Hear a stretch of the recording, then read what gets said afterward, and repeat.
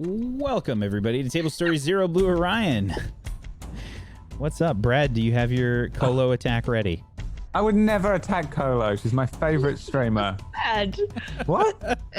Chat, like, I don't know, 10 seconds ago, Whack was like, oh, we've got a few seconds. And Brad was like, oh, that's just enough time to come up with I would something. never, ever attack you, Colo. You're my favorite streamer. We share the same favorite movie. It's rude. It's very rude, Brad. What's the I went to a same lot of favorite effort movie? to get the rude emote on Discord. What's the same favorite movie? What is it? I don't think this is a true fact. Colo, what's your favorite movie? It's not my favorite movie. I just really enjoy a little bit of Harry Potter every now and then. But Brad is not amused by this. It's my favorite. What is your favorite movie then? Mine? Mm-hmm. I don't know. We had this conversation. I don't know if I can pick a favorite movie. I really enjoyed the OA though. I know that's not a movie, but I really, really enjoyed that I recently. haven't seen season 2 of that, but I enjoyed season 1. It's so good. What's your favorite movie? I don't know. Don't put me on the spot. Stop pressuring her, Whack. Jesus. What the hell, Whack? Jesus Christ. Well, if Brad wasn't going to attack you, someone had to. I mean, really. Thanks, I mean, guys. Brad Nice just to be back. failed his job completely. I'll come up with something soon enough. I actually run out because I was like writing them into the character for Boomslang and was like, well, I need to come up with stuff. And I haven't got any roasts left. I used all my good material in the first few episodes. Oh boy. Wow. Disappointing, as always, Brad. Welcome to the show, everybody. I'm really tired. My brain is so burnt out. Let's attack Colo instead. It's turned into let's attack Brad. It's always attack Brad. I welcome it because it makes me feel better about when I do it. I don't mind. There's a gauntlet. We have to Like my take cigarette advantage. this week.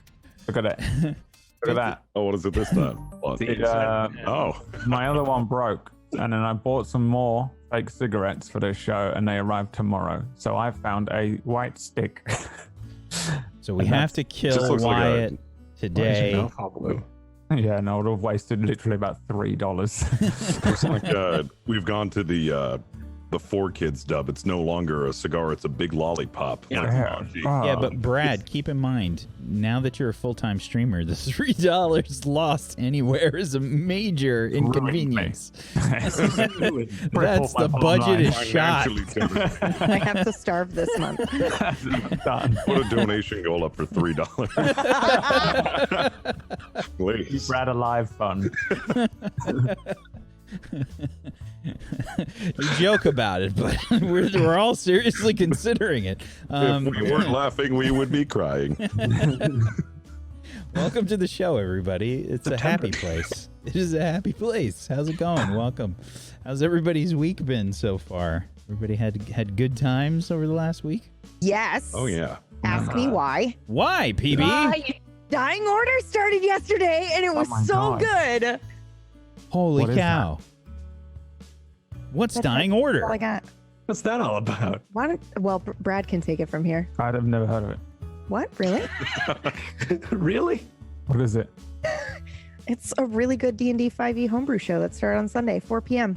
You all should go watch it. It's on our YouTube. Oh, here. Oh, Mm-hmm. nice. That's All it. right. That's all I got. Great sell. Good job. I can't say anything more. All right. Don't then. If I say more, nope. You just got to go watch it. I won't Okay. shut up about it. I literally talked about it most of the stream today. We didn't play Final Fantasy VIII because I just could not shut up about it. So I'm done. I promise I'm started my done. stream with a whole segment about it as well. I I just, get worried though because I'm worried that I'm going to say something that's a spoiler. yeah, I don't have You to will. worry about that anymore. That's really good. Like And just with speak to Darkfire, I people. had to keep it. I had to keep a lot of stuff Yeah. quiet, but this I don't have to. I don't know shit, so it's great. Yeah. Yeah, it's part of the reason I can't come up with any good roasts though. My brain is so dead. I had an unbelievably busy weekend to prepare for that and some other stuff I was doing, and so all day I was like, my brain isn't working. That's just how I felt today. So I haven't got any good roasts. Sorry, Colo. You'll have to wait. I have no words, Brad. I have no words. Till the Look Monday of disappointment. By the time Ragtags rolls around on Thursday, because we haven't been on for about 3 years, I'm going to have so many roasts ready for Peachy. It's going to be It's I think it will actually cross the line. By the time, the next episode of Ragtags is probably in like 2 to 3 months. The next episode of Ragtags is going to be on one of these space stations in the actual future. 11,000 years from now, humanity will find the vault of Ragtags. The curse, man. I love you. The curse is real. Jay has been perfectly preserved. It's just Jay's brain in a jar. The best part You know is what happens. It's like one of those Futurama things where it's just the best part is when they do unthaw him, he's gonna still need another week. He'll need a week to get his stuff together. We've unthawed you to run episode 33 of Raptor. Wait a minute. Hang on, I have a migraine. I gotta wait. Gotta wait it out. Everyone's sitting down the space station. We love you, Jay. The GMs of Table Story love each other. We swear. This is how you know we love each other. We It's roast true. each other into oblivion. Yep. This is all Brad's influence. It's how you know that he's the I'm trying to think of the appropriate title, just not coming. The best one. The Brad. Welcome to the show, everybody. If you've never seen the show before, Zero.Blue.Orion, take 2. if you've never seen the show before, this is an anime AF mecha lancer RPG show. That's a whole mess of words, but you can translate them on your own time. We have a good time here, and I'm excited for today. This is gonna be a fun one. So this works because Boomslang's in a bad mood, so it works fine. It helps me get into the method of it.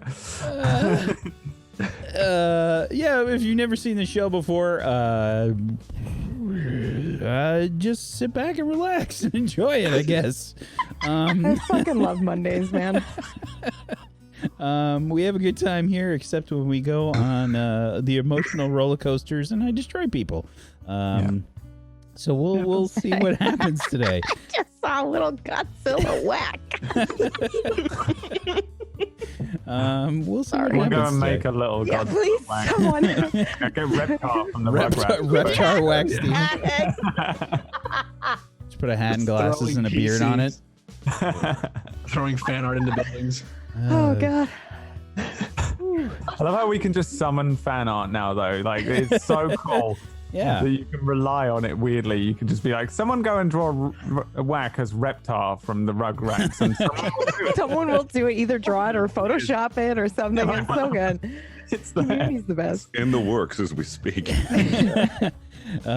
fam. Whacktar. Oh god. Yeah, it's Whacktar. so I good. love it. New emote.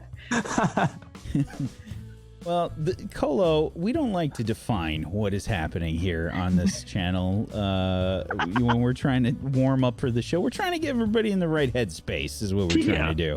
We're just trying to get everybody... Carla's never going to be in our headspace. She's too small. Damn it. That was a nice attempt, but you can do better. Going with that. I don't understand, right? Hold on. No, wait. I can't. Yeah, Just okay. keep going. That's Rose, take 2. Unless I got all knackered. I'm so tired. They premiered a new show yesterday. You have no idea how much brain power it takes to actually lot. premiere a new show as the GM and the producer. It's a lot.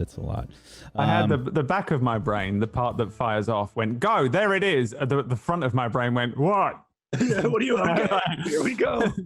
Normally they work in conjunction, but because nothing to do. Oh, there it is. There's like 2 Brads in different outfits. Like there's one that's in a suit and like has a tie and is all fucking like ready for corporate Brad. And then there's like the front of the house and there's like plumber's crack Brad that's just like... He's around there. He's got like a hoodie on and a spray paint can or something. Like he's like Bart Simpson, Yeah, I Brad. was about to say that Bart Simpson. Ready, skateboard and everything. Oh God. We're gonna attempt to do a show today. It's gonna happen. We'll get there eventually. Don't worry. Sometimes it just takes a little while to get the brains fired up and ready. It'll happen. So let's actually attempt to do this. Let's just go around the room. Let's start to do some introductions, and hopefully that'll get us in the right place. Brad, start us off. It's me. I've been quiet so far, and I will remain quiet throughout everyone's introductions. It's me, Brad. I'm playing Wyatt Slate today, aka Boomslang. He's in a bad mood. Everything that's happened is extremely serious in the show. I don't know how we find that place, but I need to figure it out. I need to think of something that's wound me up. Oh, I know. Colo. Yeah, I don't know. I don't know where to. I'm just going to see what everyone does today. I think I'm going to carry on observing everyone. The last episode, I didn't say a lot because I've given up all hope on these people. We were supposed to be a team, and it's a nightmare, and we're all going to be thrown in jail. And I have some trade baronies. At least we'll be together. Trade baronies cigarettes today. Got a new brand. We're on a new brand of cigarettes for today's episode. These little thin prison roll-ups. Little prison roll-ups. Luka knows all about them, don't you, Luka, eh? The old prison days. Yeah. Remember being in jail? All right, well, that's me. Thanks, Brad. Fist. You're welcome. Hi, I'm Fist, and I play Stu Flanagan, and currently is feeling very concerned at the whole situation as the entirety of his plan not only failed, but failed so severely that we now have to admit that it was all a lie. So we'll see how that goes. Maybe there's a moral to this story, that you just tell the truth and then all of your consequences will disappear, like in those children stories. But we will see. Probably not. Yeah, probably not. Yeah, probably not. Thank you very much. That's going on. Thank you, Fist. Colo. Hi, I'm Colo. I don't know what to say. I've been insulted out of the situation today. I'm Colo. Hi, I play Elisa 8900, who is a kind of fiery. Probably a good idea to not insult her unless you kind of want to try your luck at dying, which Brad has experienced previously already. But yeah. She's cool. She was my first episode back after a bit of a break last week, and it was really good to be back. And I confused everyone, I think, so I'm quite excited to see how that plays out today. Yeah. What else do I need to say? I don't know. I'm very thrown by that intro. Oh, you'd be easy to throw because you're only small. Oh, for God's sake.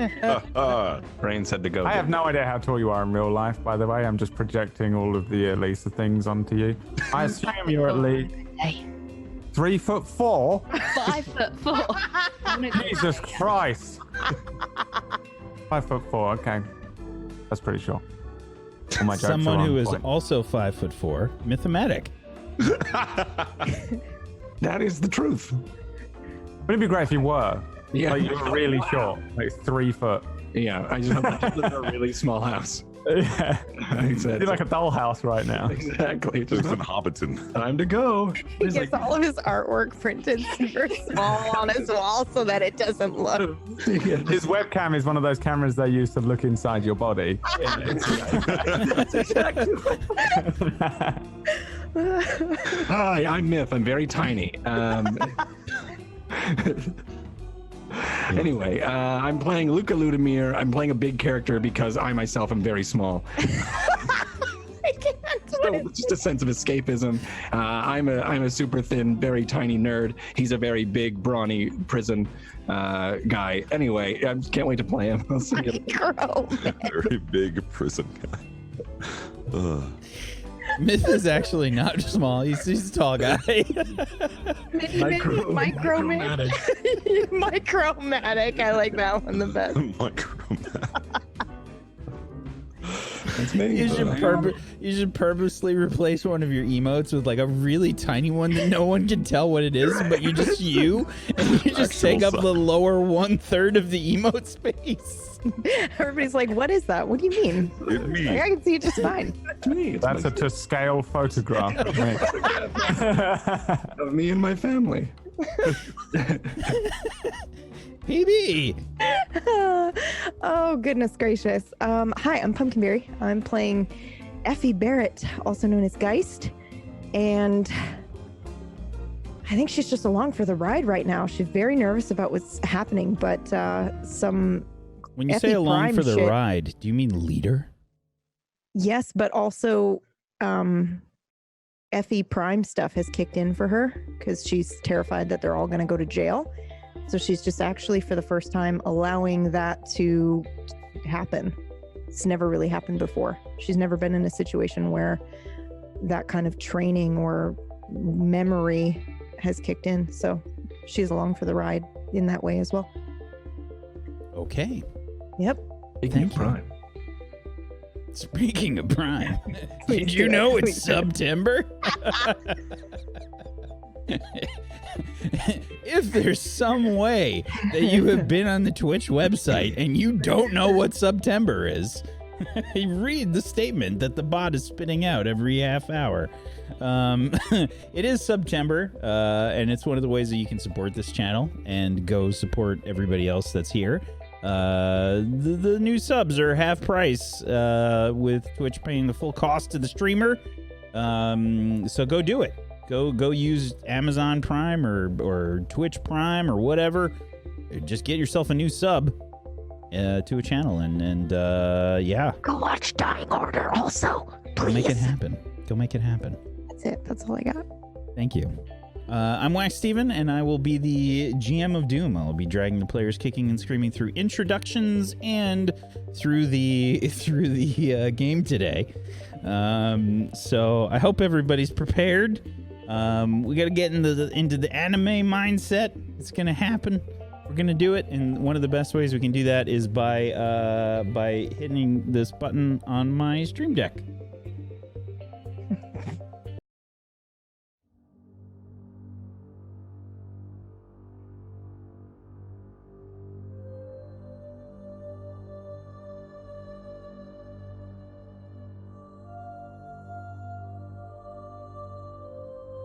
The year is 5016U.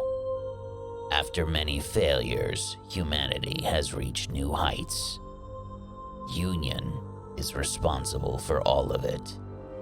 It is the tyrant, the watcher, and the guiding hand.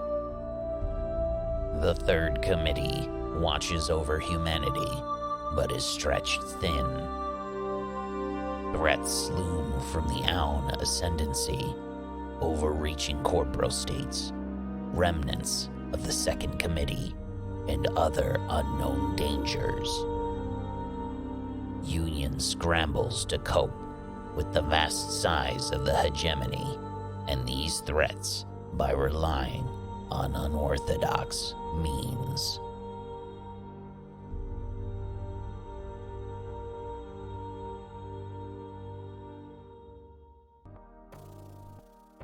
On the last episode of Zero.Blue.Orion, the group was brought to the Karakin Trade Baronies space station 001, and they were sort of interrogated by the station commander, Estefania Andrade of the House of Order. For the Karakin Trade Baronies, trying to inquire about how they arrived in the system without any invitation, and trying to figure out exactly what's going on. Because at first the group claimed to be a film crew that was basically shooting a movie, and ended up getting shot at themselves by supposed members of the Aunic Ascendancy. However, their information and most of what was going on is classified by Union itself. The Karakin Trade Baronies are a part of Union, and there's a whole large area of space that's controlled by Union. However, because of that, the political climate in all these sort of different, you can call them districts or quadrants or whatever, of Union space are dealing with different politics almost. They're dealing with their own sort of desires and whatnot, just like you would find throughout our world. And this is a much bigger space in space. So you can imagine that the trying to keep everybody in line can be a difficult task. And Union is kind of like this overpowering entity that is trying to make things better very forcefully. They are primarily the main source of advancement in science, and they have sort of pushed for no slavery across this wide swath of space. They've also introduced blink gate technology, which allows people to travel instantaneously through one blink gate into a network of other blink gates and come out through their target destination. And they've introduced this sort of combination of socialism with a sort of universal currency as well. They've established this thing called mana, which works kind of like for big denominations of money. It's what maybe you could consider major corporations would be after, but everyday people wouldn't care anything about it. It doesn't really affect them. For all intents and purposes, you can get whatever you want made by a printer. Sort of the way that 3D printers have come into popularity here. There's printers that can make food. It won't particularly be the best food ever. It'll sort of be the main nutritional requirements that you might need in your day-to-day, but it wouldn't exactly be like a replicator on Star Trek or anything. And it can also make some pretty wonderful engineering materials. It still requires people to put things together in sort of an intuitive way, including mechs and mech chassis, which are piloted by a whole wide swath of people, but there's a specific kinds of mechs that are piloted by the best of the best, the Lancer pilots. And the group here are members of this select group of people. They were sort of given these abilities and these memories through experimentation. And that experimentation was done by the Union Science Bureau. As the group has started to learn more about the process, they encountered one of the assistants that was working with them for a man known as Dr. Prism, who had spearheaded this investigation, this experiment. A man by the name of Kaz Morrow, who was found to be a member of the Aunic Ascendancy and ruined the research lab, killed a whole mess of people and test subjects, and the group escaped to the Karakin Trade Baronies, where most of this information is classified. For the sake of Union, for the sake of the higher-ups, could be a little bit of everything, but they're here, they have escaped, and they've currently been put under interrogation, while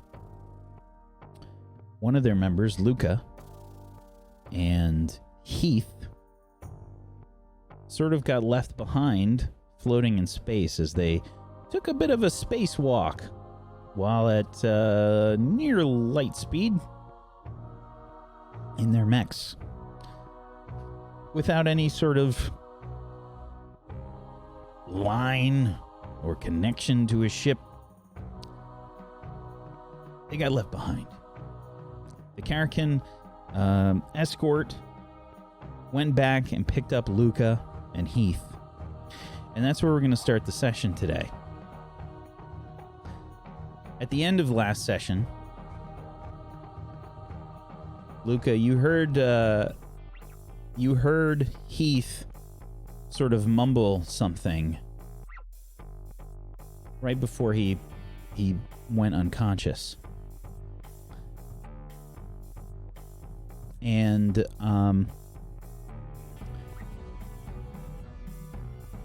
the escort, basically, they have maybe the equivalent of a very like roughshod kind of medic, but they don't have like a proper doctor aboard the ship. They took Heath into their sort of very small, cramped,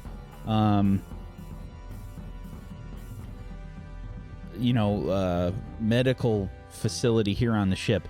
This ship wasn't too much bigger than the Epiphany, and it's mainly just meant for like patrols and whatnot. So you're in a spot where the mechs are barely fitting in a sort of hangar, and they would have taken Heath to their medic.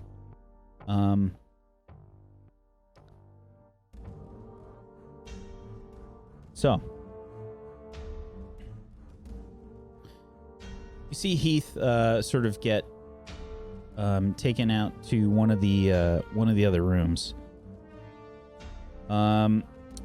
This person before you is wearing like the Karakin Trade Barony's like union uniform, and this man is looking at you, and he just says, "What did he say? Did you hear that?" I did not hear. Well, no matter. Is she going to be all right? Do I look like a doctor to you? Sorry. What happened to you out there? Nothing. He just fainted on his own? He was screaming. Screaming? Yes, screaming. His heart rate went skyrocketed. I thought he was episodes of suffocation, so I don't know. I didn't have my heart suit, so I couldn't help or save him. I'm not sure. And what happened to you? Why were you out floating in space? We have a... we must have fallen out of the back when the door opened. When the door opened? On your ship? How did the door open? I'm not sure. The alarm started to go off. I rushed to my mech. I did not even have time for the hard suit. So it was some sort of accident? Must have been. I heard to get in my mech, so I got in the mech.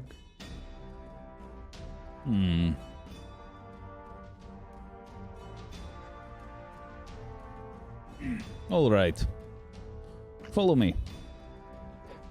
He starts to lead you off. And again, it's kind of similar kind of ship, this is obviously not a science vessel. This is some kind of, there's weapons on this ship. This one definitely doesn't have the same kind of equipment. Military presence, yeah. Yeah. And there's like, I would say, like a good portion of the ship is devoted to weapon systems and that kind of thing. You probably get taken to the medic.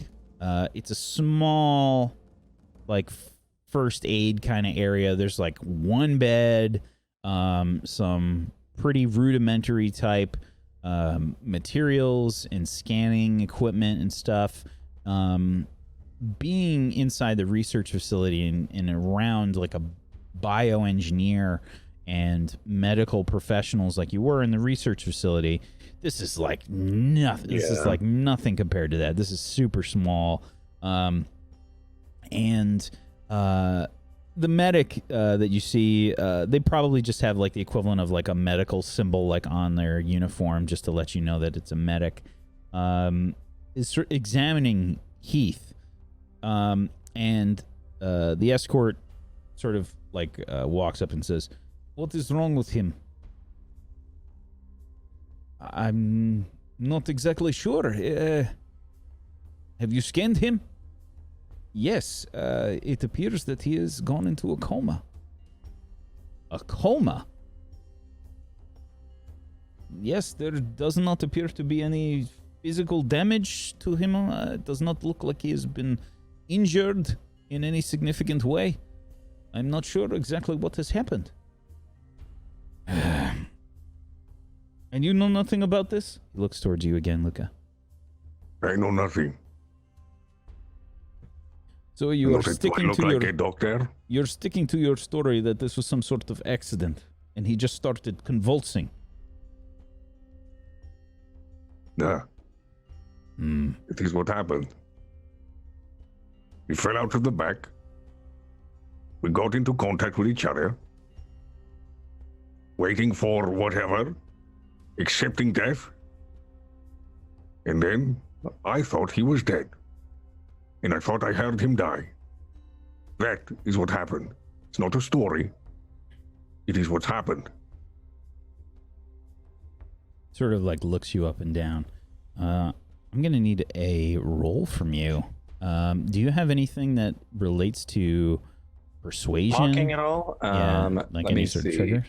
Word on the street? But no, that's the only social thing I have. It's kind of more for information. Yeah. So I'd like you to roll me a flat d20.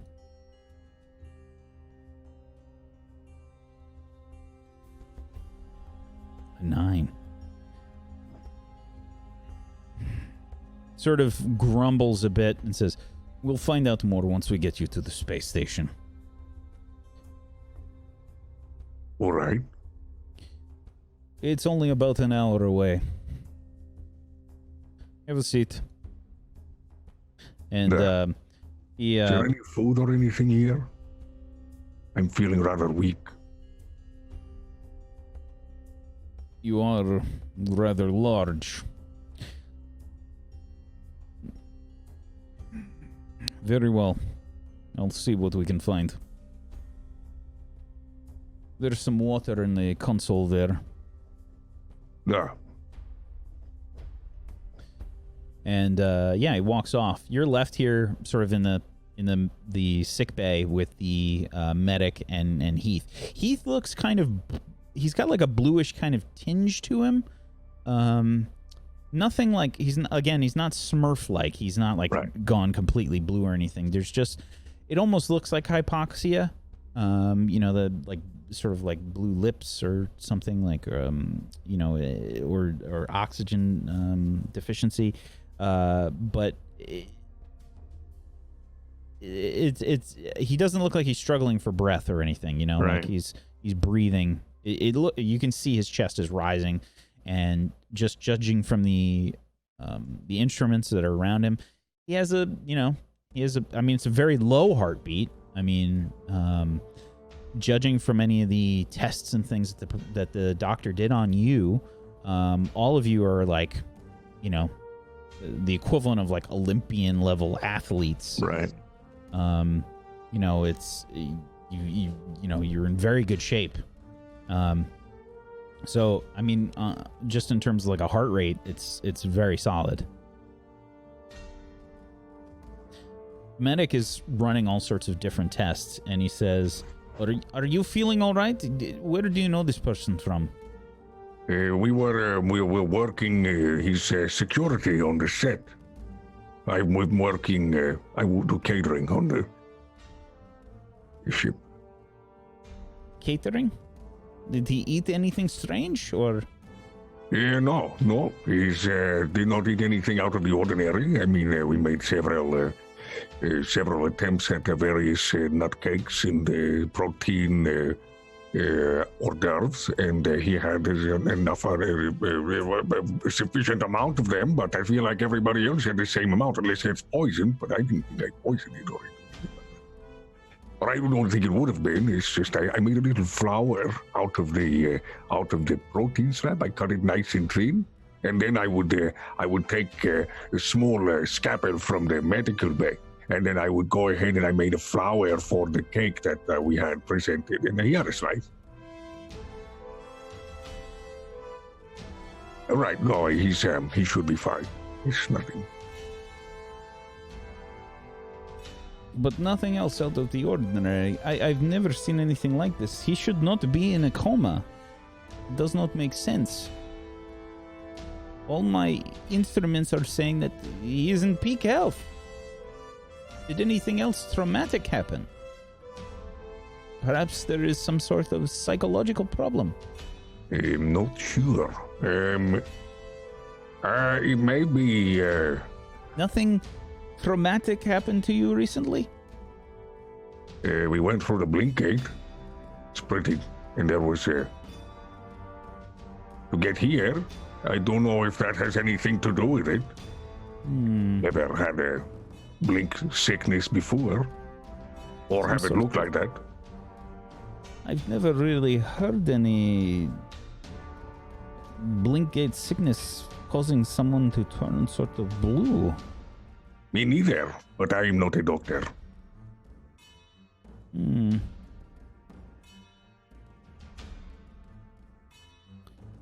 Alright, well, make sure you drink that water. Thank you. You get tossed like a protein bar kind of thing your way. You can see the escort standing in the door. And he just throws it at you without any sort of warning. Just tosses it your way. I think he catches it with superhuman reflexes. That doesn't really... I think it may surprise him a little bit, but then he tries to oops, and fumble it a little bit, and then go to drink it, because I think that also reminded him that he's been tested on, and he's been hiding that from them, and that's probably something that he was like, oh. And I think that's a bit of a realization for him. Okay, so you're trying to sort of fake your abilities. Give me another flat d20. Perfect. It's so obvious that you're trying to fake this. You catch it, you're not even looking, and it's just like, yeah. Oh, and then the drop is a good 3 seconds later, yeah, and there's definitely some suspicion there. You can see both the escort and the medic, the escort personnel. They're both giving you a little bit of a weird look. And Butterfingers. Yes. As he awkwardly sits back down and shuts up by drinking and... Yes.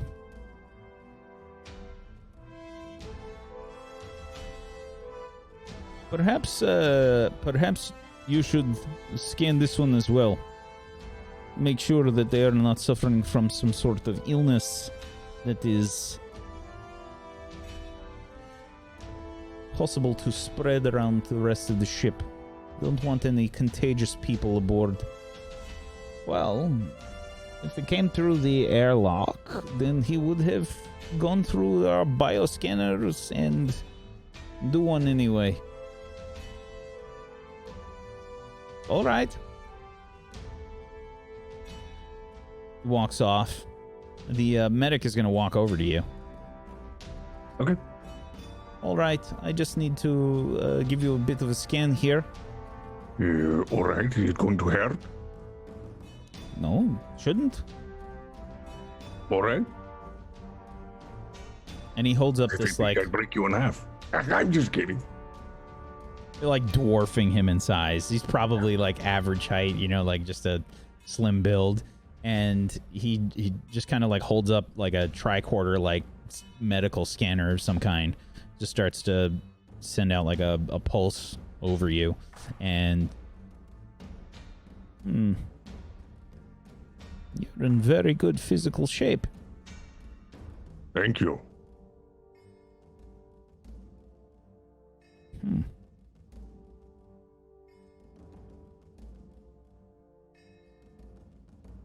When was the last time you slept?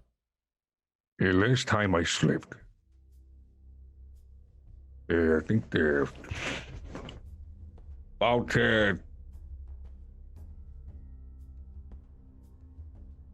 about 2 days ago, I believe.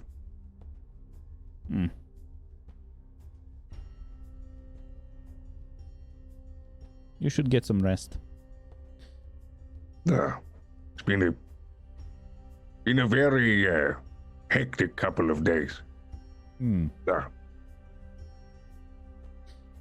you for taking care of me. Just going to need to take some blood as well. All right. He gets out like a hypo spray kind of thing. Your arm, please.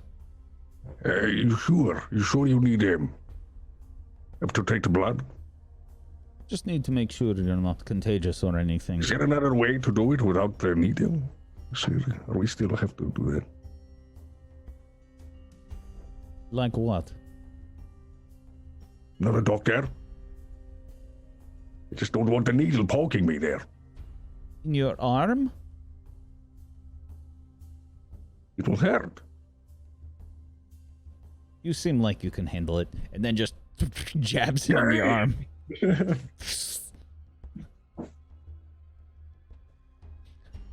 There, that wasn't so bad, you big baby.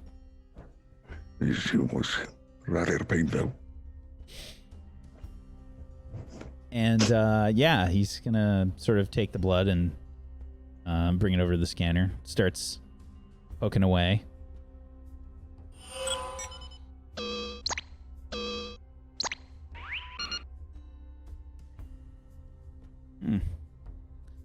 Very interesting. That can't be right.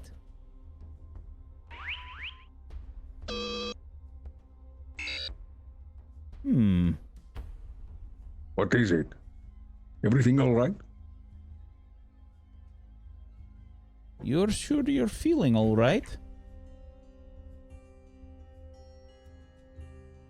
I think so. I did. I was feeling fine until you brought that up, and now I think I'm anxious now. I think I'm all right. Now my heart's racing. I'm fine. Yeah. Excuse me for a moment. All right. He's going to start like walking off.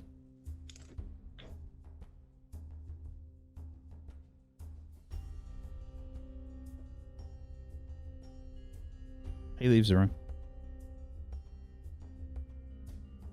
Okay. Did he take this blood sample with him?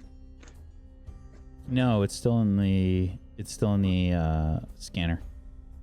What does the scanner say? Does it say anything that I would recognize or understand as Luca? Give me a flat D20. Oh. It might as well just be gibberish to you. Sweet. Okay.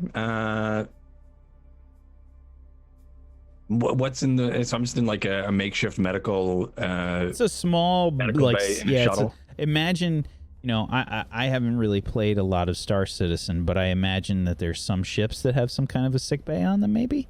All right. It would be one of the smaller ones of those. So it's just got like a table, some basic scanning equipment, maybe some like emergency first aid stuff. A mug I could look at. Okay. I think Luca's pretty docile, so he's probably just gonna hang out and wait. I mean, there isn't like He's so uncertain about what to do and where his friends are that he's kind of like, I think I'll just wait till I get to the station before I figure out what's happening. I don't think in the medical bay he would know or have any way to communicate or try to communicate with anybody. So he's just going to wait. He's a little nervous about what the test is going to say, and he has no idea how he's going to lie his way out of it, or even if he is. And I think that's probably what he's thinking about is what lies there are to say, what is still a lie. He doesn't know where his friends are or if he's by himself. He kind of is in this mode of, if I just make it through this, I will just have to live a new life with these people because I don't have my friends have left me. So he's in this very much like, he doesn't quite understand what is happening or what is, there's a lot going through his mind. He's losing a friend. He doesn't know where his friends are or if they know that he's gone. He doesn't know if he's like, should I assimilate with these people? Do I want to tell them everything, or do I want to just try to live with them? Because he's there are a lot of things are going through his mind. So he's in that. I think he's kind of quiet. Okay. Doctor's gone for a few minutes. The medic is gone for a few minutes, I should say, and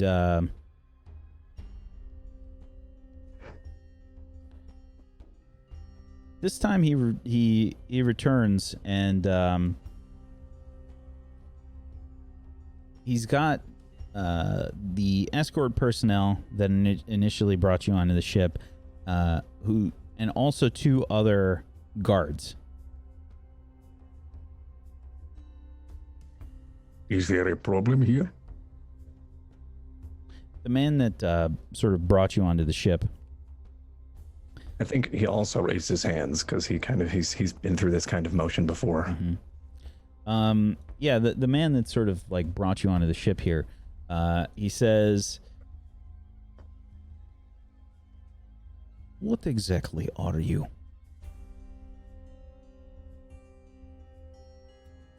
What do you mean? What am I? I am a caterer. You're not exactly what you appear.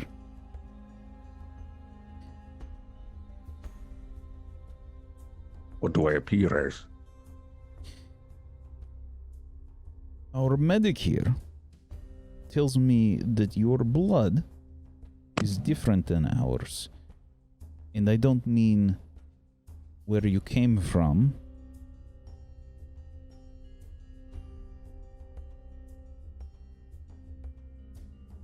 Your DNA is different. What are you? My DNA is different. Yes. You're not exactly human. All right.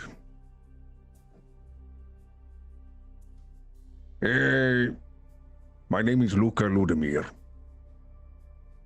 I am an inmate of Scorpa Penitentiary. I was far from here. Very far from here.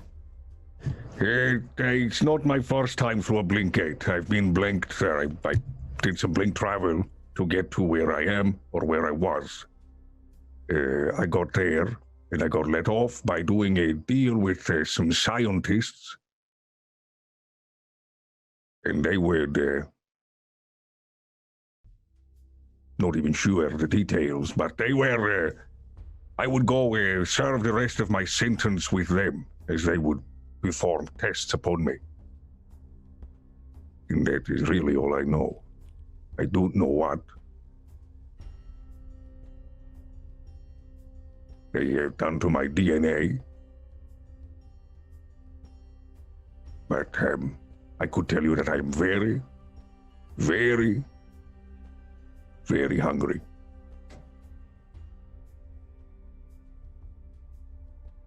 Keep watch on him. Don't let him out of your sight. Is there any more food on the ship, or am I just have to wait the hour? I'll wait the hour. Cheers. Keep him confined to the sick bay. He walks off. The 2 guards remain. Thank you for picking me up.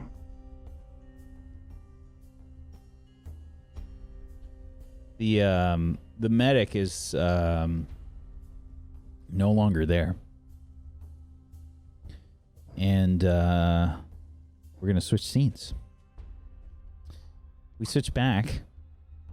We switch back to the group of Stu, Wyatt, and Effie.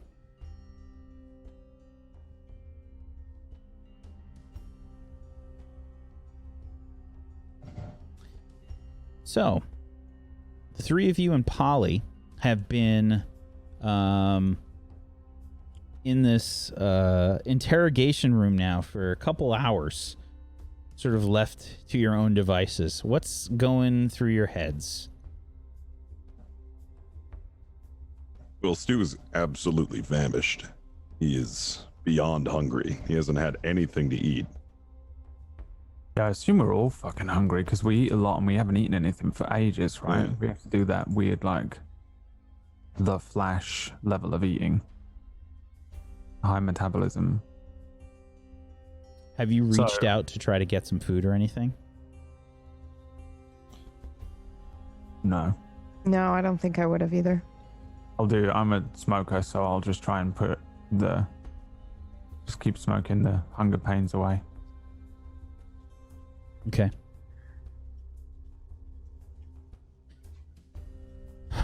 So Polly just kind of, she sighs and she says,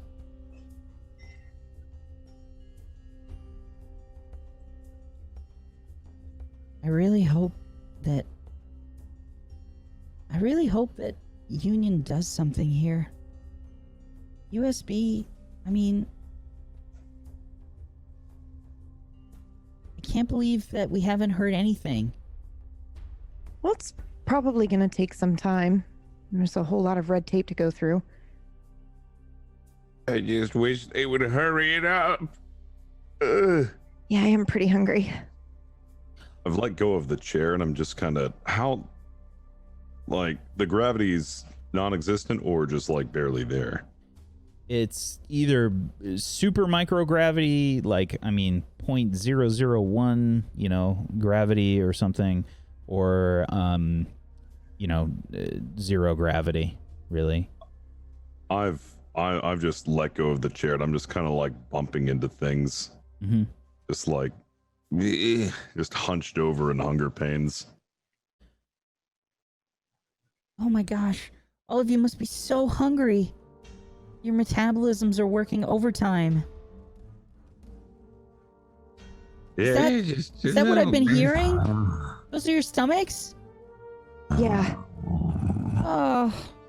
When was the last time you ate? Wyatt sounds like a lion. I thought that was a wild animal that they were going to release in here and eat us or something. Yeah. I'm probably laying, but floating around, like perfectly horizontal with like my arms crossed over my chest, but just like floating around the room like that in place. Every now and then. Mine sounds like a weird snuffle raff. Just kind of like. I wish mine sounded as cool as Wyatt's. If only I had stored some emergency nut sauce somewhere, but I think I gave the last one to Luka. Well, that was probably a good idea. Yeah. I mean, just think if you hadn't. I don't know. Maybe it would have been a good idea. Then Luka would have taken over that ship by himself single-handedly. Yeah, maybe. Well, but maybe he did anyway. And maybe he's on his way to save us. Wouldn't that be cool? Yeah, I'm trying to imagine. I'm trying to think out the scenario, but it hurts to think because I don't have enough energy to do that. What if he's on his way right now with a huge plate of food? Oh, God, that nut sauce. Oh, the way he arranged it, I could eat that entire table. Yeah, he did a really good job with that. Yeah, for somebody who is in prison for killing their wife, he sure has a good knowledge of edible arrangements. You know he ate her, right? Yeah, ate. Yeah. Wait, I'm sorry. What? Did He he ate his eat? wife. Did he eat her and then kill her? That's what he said to me. Oh, is that why he's so good at food? That's why he only eats meat. Oh. Nut sauce isn't meat. Yeah, but he eats on those protein slabs. Do you think he put nut sauce on her? This isn't even a cigarette. What is this? This is a stick. Yeah, you've been gnawing on that for like an hour. I didn't see anything. Ran out of cigarettes. I'm gonna go ape shit if they don't let us out of here soon. Well, they're probably just watching us and waiting to see what we do. And I mean, this is interrogation tactics 101. Let us sit and stew and see if we decide to change our story. Problem is, we're telling the fucking truth. So, Do you think there's any nutritional value in paper? Because I might just have to start eating these headshots. I mean, maybe. Definitely not. Okay, definitely not. Give me the paper. Give me the. I'm swimming towards him slowly, but like weakly. There's that like anime no gravity scene where you're like you move like a millimeter for like I just like tap him to kind of like send him in that direction. When I see that he's like struggling a little bit, I'll just kind of like push his foot so he moves towards there's him. that like wiggly noise, like like you're just trying to. I'd also like to imagine, the Adam and God scene where they're like touching feet. Yeah. They're like I'm reaching for the Your paper. headshot. planning and handing the headshot to Luca. It's at that time that the door opens. The door opens and there's this like epic pose of like headshot handoff. But like if you zoom in on the headshot, and I think the camera would, you'd see it's all like warped because it was wrapped around like a hot pipe inside the friggin' mech. Like Stu's melted Yeah. face. It's just like a. So yes, Station Commander Estefania Andrade sort of comes back into the room, and she says, "Am I interrupting something?" Yes, dinner time. I'm hallucinating that. We're really hungry. Yeah, don't you people have food? It's only been a few hours. You look as if you are starving. I am We hadn't starving. eaten before that. My name's Stu, not starving. I haven't eaten since yesterday. Do you? Remember the whole we were attacked? We didn't really have time to get food. Of course. The attack. Of course. I'll have some protein bars brought in. Oh my god. Maybe like a lot of them though. All right. I'll see what I can do. And Oh, cigarettes. thank you. We need cigarettes really Okay, badly. don't push it, Wyatt. I need cigarettes. I get a headache. I get a massive headache and I won't be able to think straight and you'll be like, and where did the go after the attack? And I won't be able to think straight or answer your questions. Wait, how did you get over here? Oh, no, The never. paper, give me the paper. Okay. Go ahead and roll me a flat d20, please, Wyatt. I'm eating the paper as well. A 7. Another 7. The group. Unfortunately, we don't have any cigarettes for you. Oh my god, what is this place? All right, I rip half the paper up, and I start pulling apart all of the put out cigarettes and pulling the tobacco out of the cigarette butts and filtering them into some of Stu's headshots and rolling up a makeshift fucking cigarette. Just in that weird, desperate need. Please Smokers out there know this. roll your survival skill for me, please. Nat 20. Survive trigger you have. The most perfect cigarette was made. 18. Oh, You've done this before. Oh, there's one thing I can do. I was 13 once. They won't let me buy them. I make one. Yeah. Oh, this is gonna fuck my lungs up. This is gonna sting. Wyatt, where did you get that burrito? I'm sorry. So Like in the corner as well. yeah, Commander Estefania says she says something to someone outside the door. She comes back in and she says,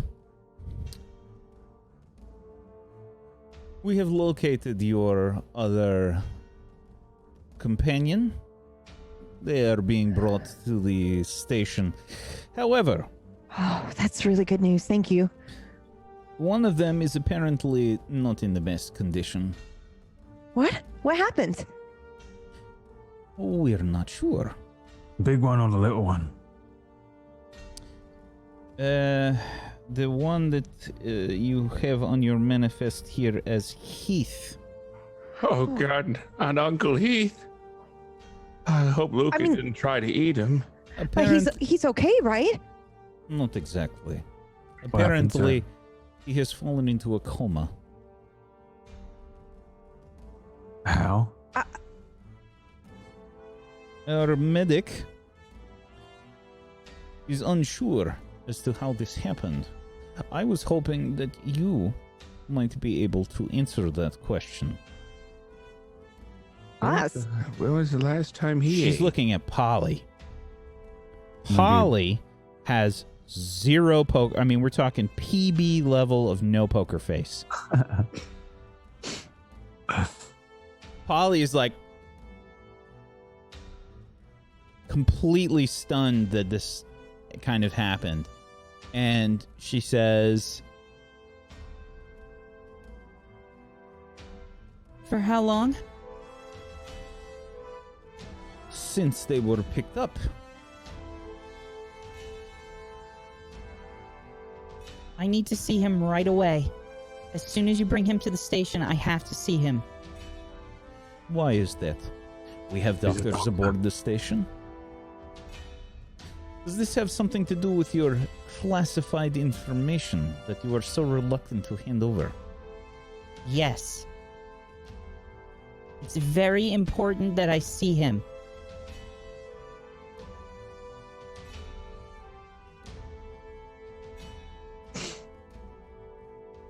I'd like to be the fly on the wall that happens if you cockblock this.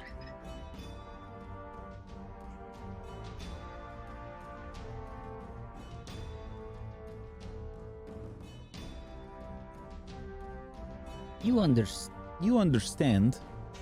You are currently being held as a prisoner aboard this station, yes? Oh yeah, I understand that. But if we're right, and you do stand in the way,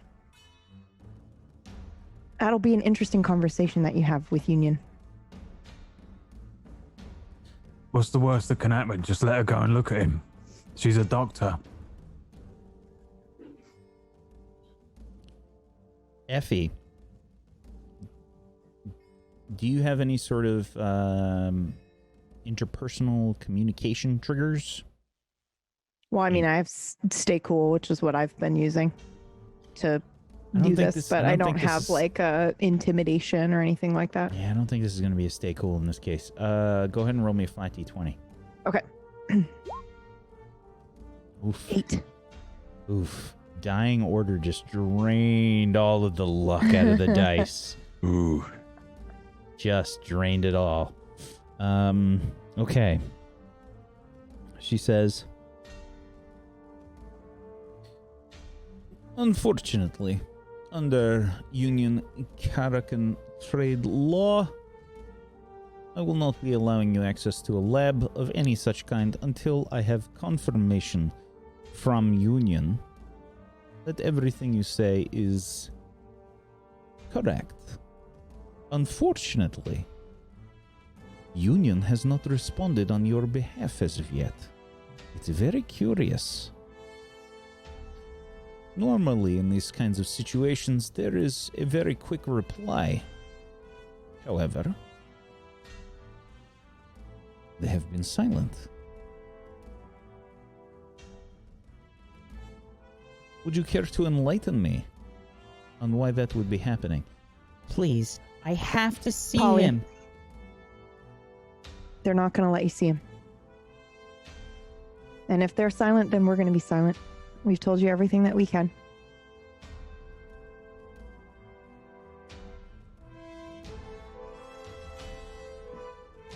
Polly will kind of like lean towards you, and she says, He needs to get back into one of the tubes immediately. Okay, but you're not going to convince them to let you do that.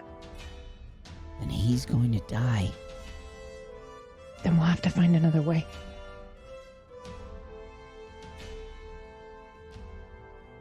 still keeping quiet? Very well. I just thought I would update you on the current status of your friends. I'll tell you something. I'm listening. You get me some smokes, I'll tell you something.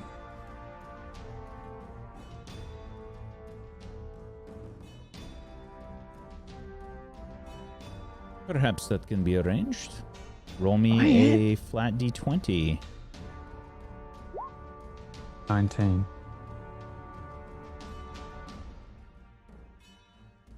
Perhaps that can be arranged. Right, until then I got this stick. You. She points to you, Wyatt. Follow me. Yes, ma'am. Wyatt? What are you doing? Polly, it's Luka. okay. I follow this woman. Please bring back food soon. And Estefania Andrade of the House of Order leads you to another room.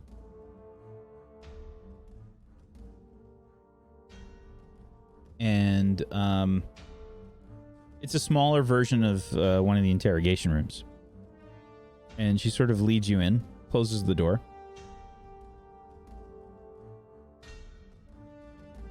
Now,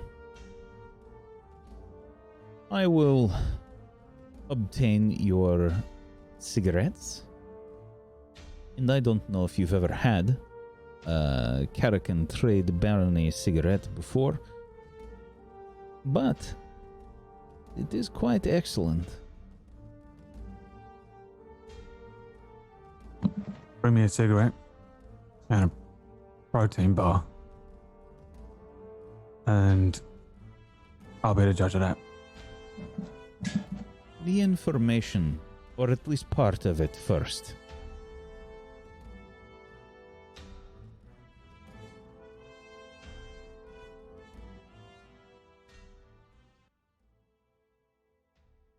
Can you get me in contact with someone specific in the Union? That can be arranged. As long as they have Omninect access. I don't see why they wouldn't. Who are you trying to reach? Get in contact with Captain Tivius Slate of the 8th Union Fleet and tell him I'm here, your prisoner or whatever.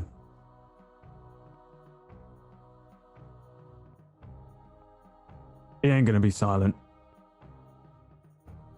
If nothing else, he's gonna love it. He's gonna lord it over, wander in. And then you've got someone, at least, in the Union who might listen.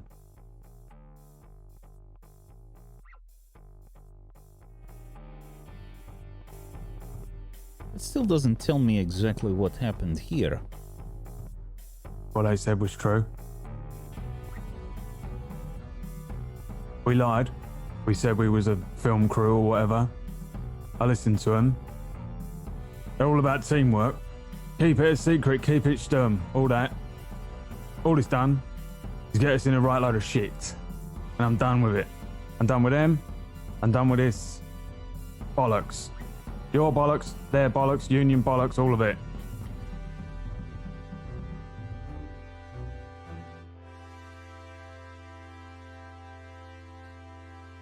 Why is everything classified? I don't know. You're a fucking station commander, aren't you? You must have classified shit going on. You ain't just going to be telling every fucking average Joe wandering onto your ship everything that's got all your little buttons, all your triggers, all your secret stuff. Same thing, Union. To be honest, we're the lowest of the low there is. I don't think so. Now, I'm not a member of the USB, and I know that there are many experiments and things that are happening that are hidden from the public. But I have always been good at rooting out special cases. And I think there is something very special going on here. And I want to know what it is. I don't want to be left out of the loop. Listen. Who are you? My name is Wyatt Slate. Look it up. What are you? A delivery boy. That's about it. Frankly, I want to go back to it. Delivery boy. Yet, you are all licensed Lancer pilots. When? When did we become licensed Lancer pilots? And there a date on that thing? Only recently. There you go.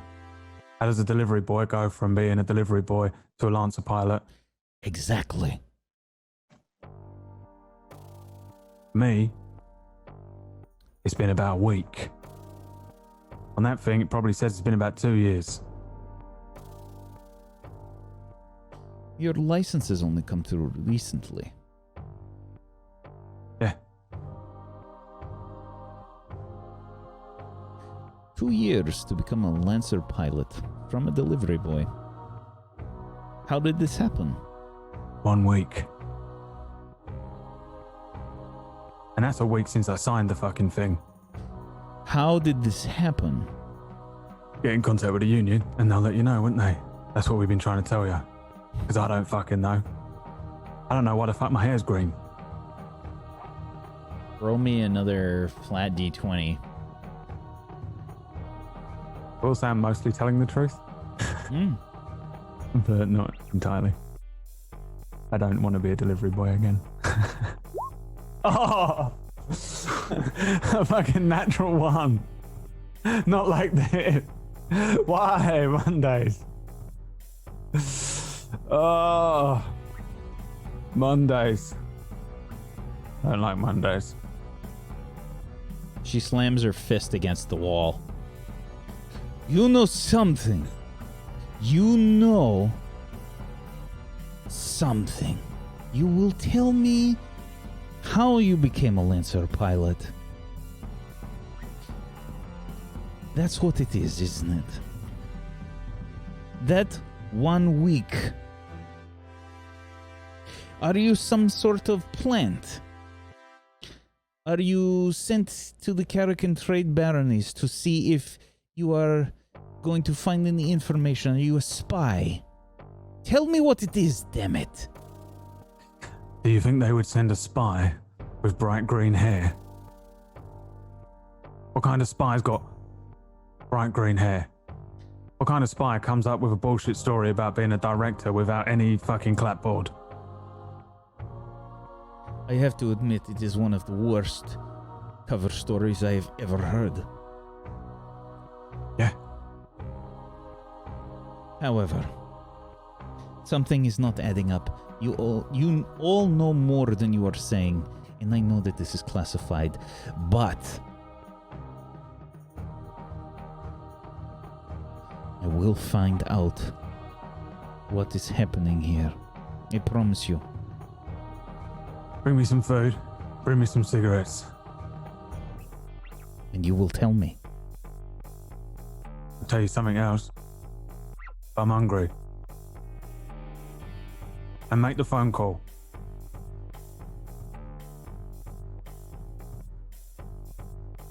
She turns around, leaves you in the room. We switch scenes. Elisa. Hi. Hi. You've gone off trying to locate the rest of the group. You found a food court.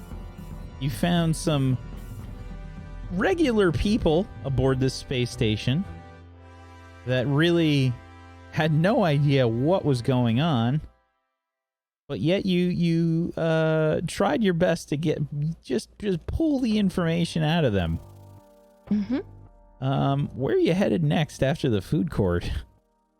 So I'm heading out to have a little look around. I think Elisa's primary objective is still to try and find these guys somehow, but also I think that that like sense of hacking and like inquisitive and basically just nosiness at this point is still in her mind, and it's kind of like, all right, well let's go there, but see what I can find out about this place. Like, also that paranoia is definitely there as well.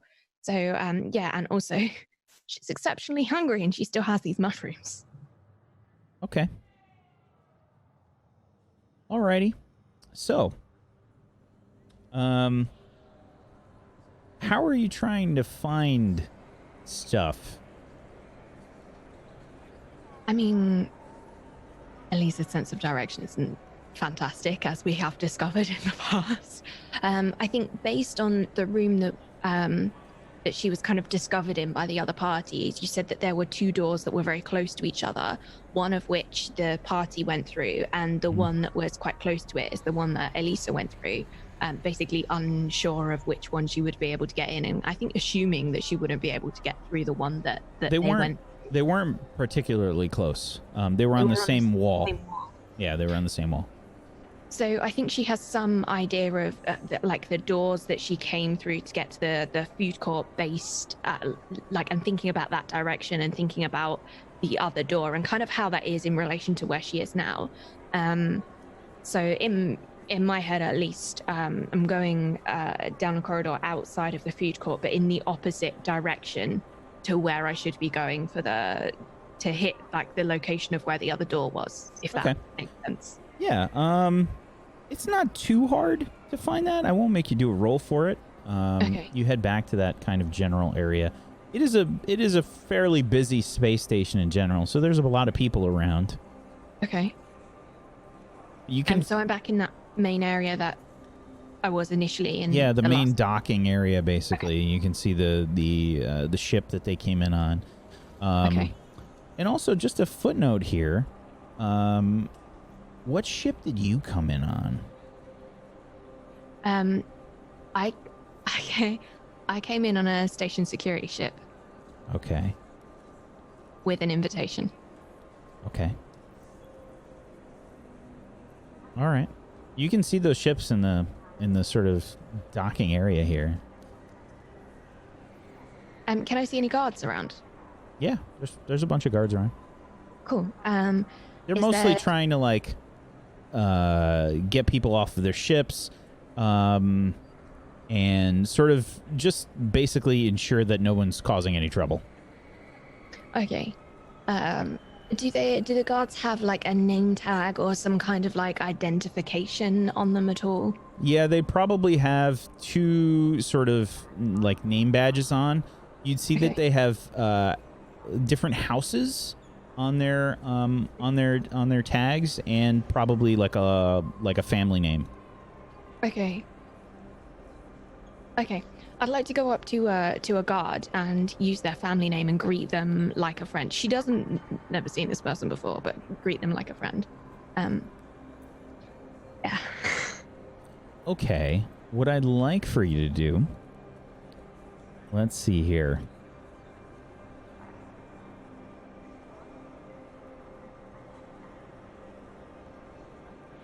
Flat D20.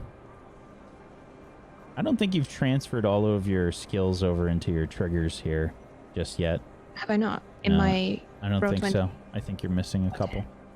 Okay. Just a heads up. I mean, don't worry about it right Okay. now, but just give me a Okay. flat d20. Okay. 6. Yeah, okay, so you don't really know what you're doing in terms of, like, trying to greet this person, like, the Karakin way, which is what I assumed that you were trying to do here. Mm-hmm. So you just kind of walk up and say their family name and this. It just says, like, House Shadow. Okay. And the family name is, sorry,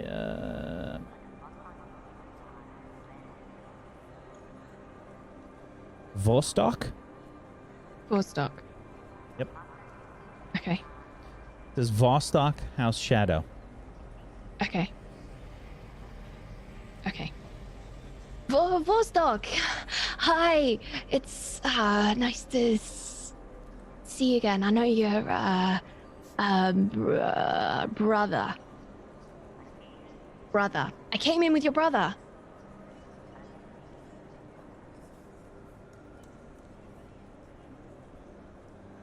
Excuse me, who are you? I'm a friend of your brother. I just I saw you and he said a lot about you, and I thought that you might like some of these. And she hands him some of the mushrooms that she's got with her. I don't have a brother. Oh, well, I must be mistaken. But hey, well, while I'm here, here you go. I just got some of these for you. What are you doing? Trying to be nice. It doesn't really come very naturally to me. Obviously not. What are you talking about? Are you lost? Actually, yeah. I'm trying to get through this door over here. I think that's where I need to go. What? He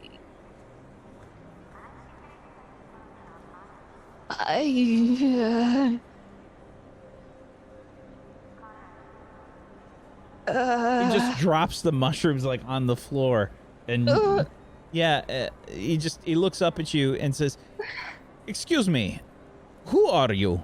What are you doing here? Show me your invitation." You okay? I think she's looking a lot at the mushrooms now. Like this hunger is taking over her. She's, they're all in like sealed bags, you know, like, and they're just kind of like they bounce off the ground and they're just like floating. Okay.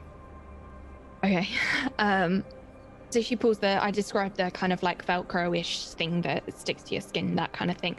So she pulls that off and gives it to him, but is like hesitant to let it go. He takes it like quickly and looks at this.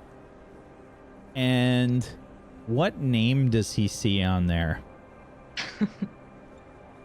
He sees he sees that door. Yeah. Okay. Yep. You gonna come with me, or do I just? Yes, I'm walking you towards the security office. Okay. Right. Okay. Yeah. Okay. We're going to have a look at your invitation, and we're going to find out what is exactly happening here. I already told you what's happening here. And I don't believe you. Well, why don't you believe me? Well, it's my job to find out when there are people that are lying, or there are people You're that... accusing me of lying? Yes, I am. I am accusing Why you of would lying. I lie? So what am I hiding? So what are you trying to say? I'm saying that you are lying to me, and that we will find out what exactly it is that you are trying to do here. Well, sure, fine. Check the invitation. and you'll see that it's all perfectly legal. I'm here legally. It's okay. I'm just Come trying this to be way. nice. Come this way, please. Don't put your hands on me. He sort of like smiles and he says, I won't, as long as you keep walking. Is this going to be a problem? Not as long as you don't touch me. Then keep walking. She walks. She walks you towards the same door that everybody seemingly went through. And you walk down this corridor, basically, of heading towards the security office. You can see there's a few guards. There's a few people that are, like, being rowdy, and, like, there's a few people that are, like, probably on some kind of drug or something, like, in the hallway. They're just, like, floating around. They look completely wasted. And there's, like, they've been, like, shackled to some kind of, like, fucking, like a post or something. You know, it looks like when you walk into, like, a police station or something, and you just see, like, the vagrants that are, like, fucking chained to chairs and stuff. Yeah, it's kind of like that kind of thing. And you can see a few people just like, I didn't do nothing. I don't know what you're talking about. They're just like saying the same shit that you said, but they sound like they're hopped up on some kind of drug. Oh, no. Yeah. Okay. Right, okay. You just need to check my invitation.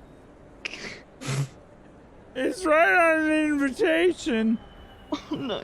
Yeah, it's like the same speech. Oh, my God. I'm very nice and legal, you know. Yeah, and you're kind of like walking down this hallway towards this like ominous looking desk. There's a woman that sat behind it.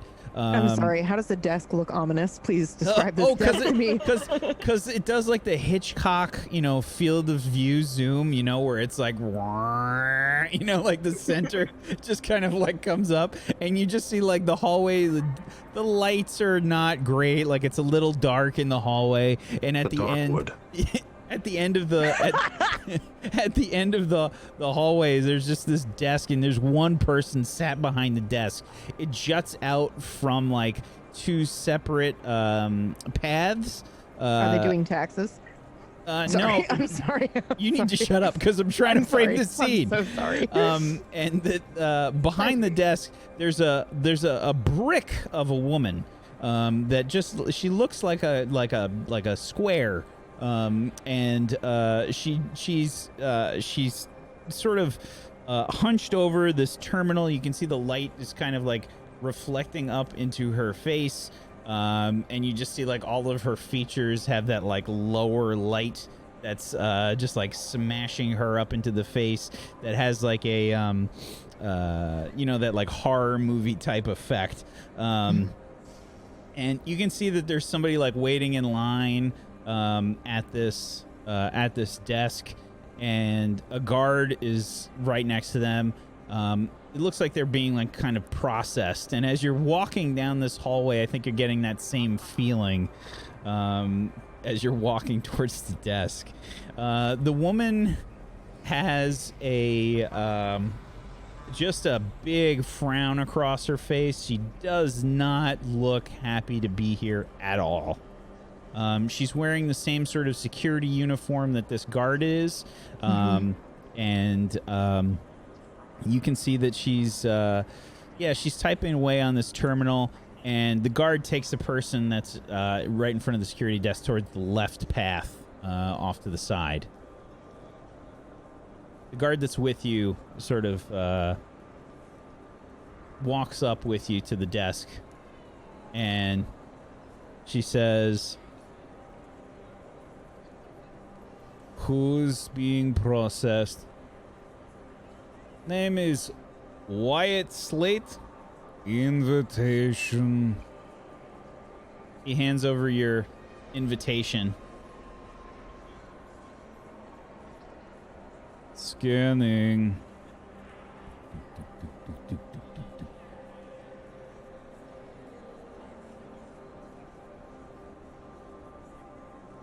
Why have you visited the station? It says cigarettes on your invitation. I have a ship.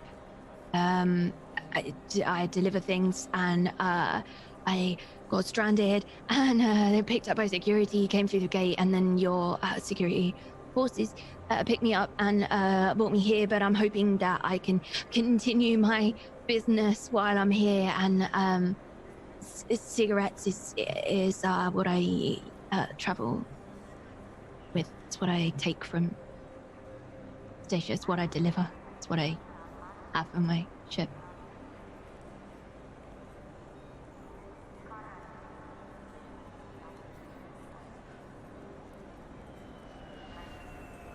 She looks towards the guard. And he shrugs his shoulders and he says, "She seems suspicious. I thought it would be better if we investigated the situation. Is there anything strange with her invitation?" Elisa, I would like you to make a roll for me, please. Hack or fix? Oh. Let's see how good your invitation is. I got a +6 on this. Let's hope it's us famous last words, isn't it? It's maxed out. Well, it's a 13. The invitation seems in order.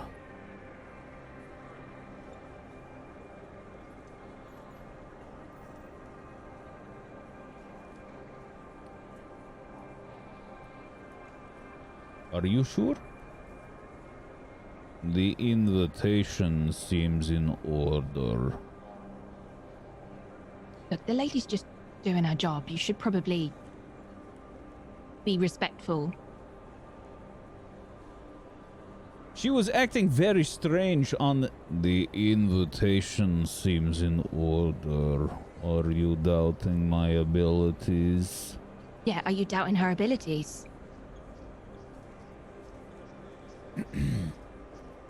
Elena, please. I was just inquiring because this strange woman came up to me and started throwing mushrooms at me. Are you doubting my abilities? I think you should probably have a little bit of respect here. This woman is just trying to do her job, okay? I am trying to do... Fine. Go ahead and leave.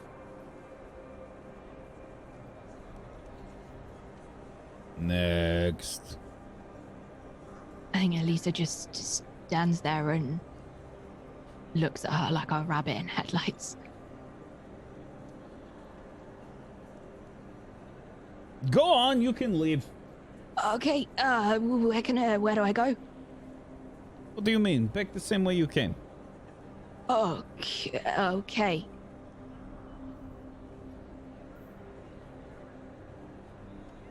Okay. Can I just stay for a little? Can I just stay with you for a little while? I mean, you're doing such a good job. I'd love to. Do you see what I'm saying? Why? What is wrong with you? Right. Okay. Right. Okay. Okay. Yep. Okay. So I think she steps out. How wide is this room? Are there any kind of like hidey holes, any like little alcoves or anything like that? Let's see what you got here.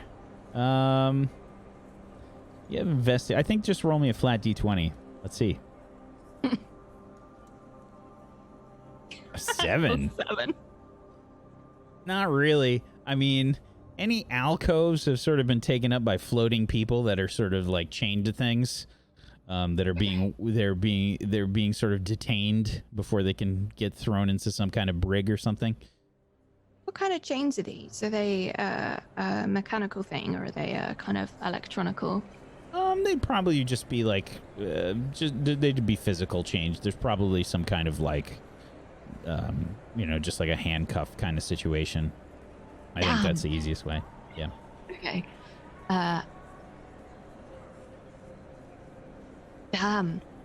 Okay.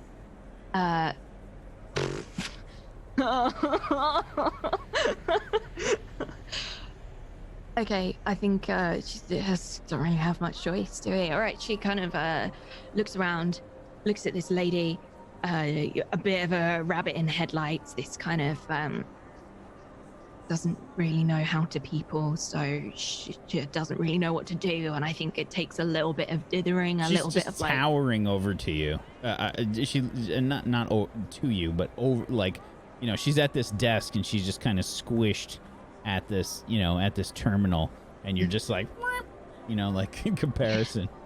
I think she probably shrinks even more then, and like backs away, like takes a couple of very heavy, loud steps back with these boots, and then it keeps stepping back as she's watching her. Like I think she's scared to turn around while this woman is still staring at her.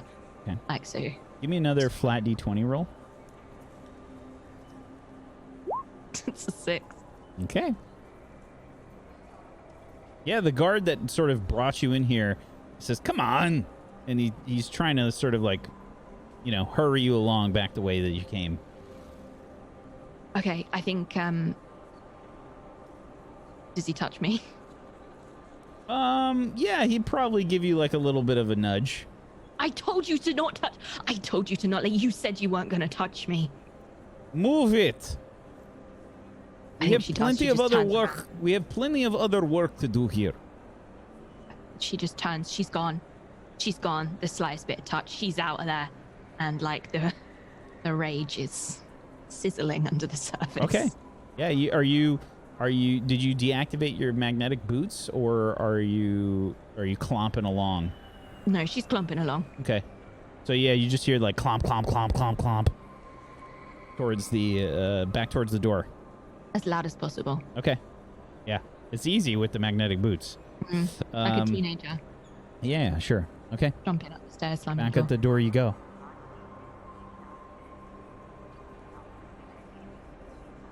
Oh my god, fuck. Okay, I think she goes straight back through the other door. The one that led to the food court. And remind me, was there like a corridor, or did it go straight into the food court? Yeah, there's a corridor. Yeah, I mean, it would have branched off. There was like there's a few different ways you can go. There was the food court. There was imports, exports. There was probably information.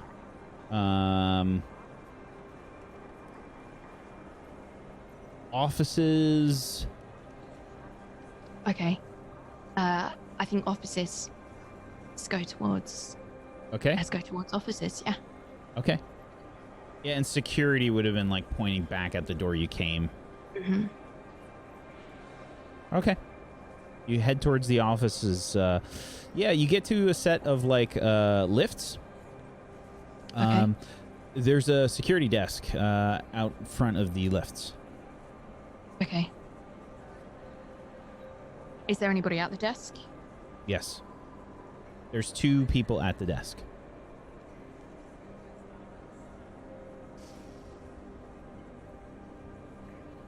Okay. I'm gonna go up to the desk. And I'm gonna show them my pass. And I'm gonna say I'm here to see the commander.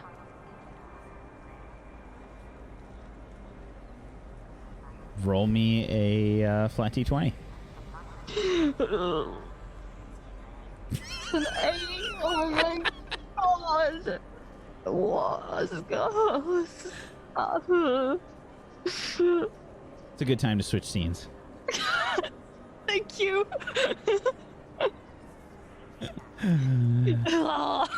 Luca.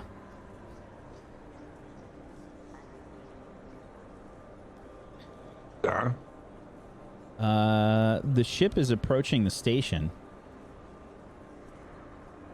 You have been under watch for the whole time. And you can see this space station now as you're approaching. Roll me a 1d3.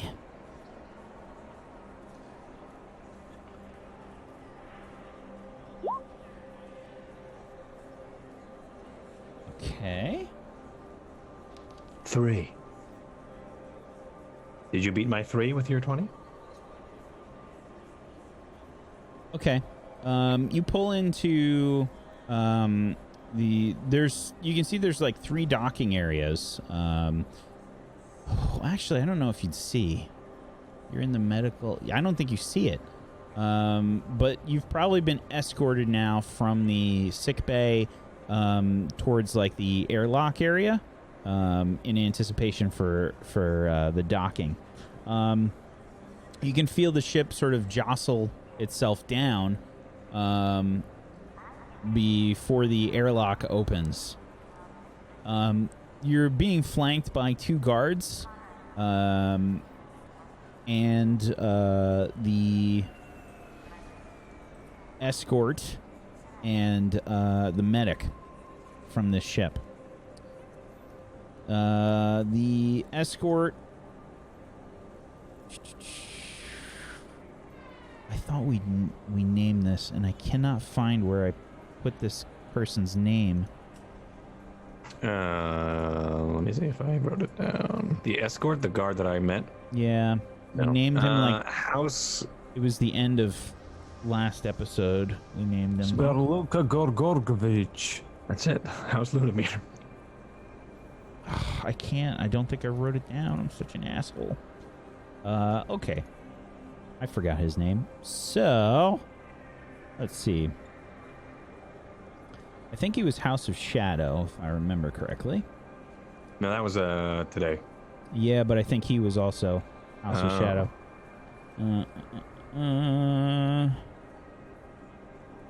Yeah, he was House Shadow. There's a House Smoke somewhere, wasn't there? An order? Might have been House Smoke. Might have been House Smoke. Let me check. Yeah, this guy was House Smoke. It's another mech license for me, right? What's that? I get another mech license, right? Because I helped you out with that. No. Damn it. Just hoping for maybe. Solid effort. Solid. Thank you. Was it though? If you don't ask, you don't get. Okay.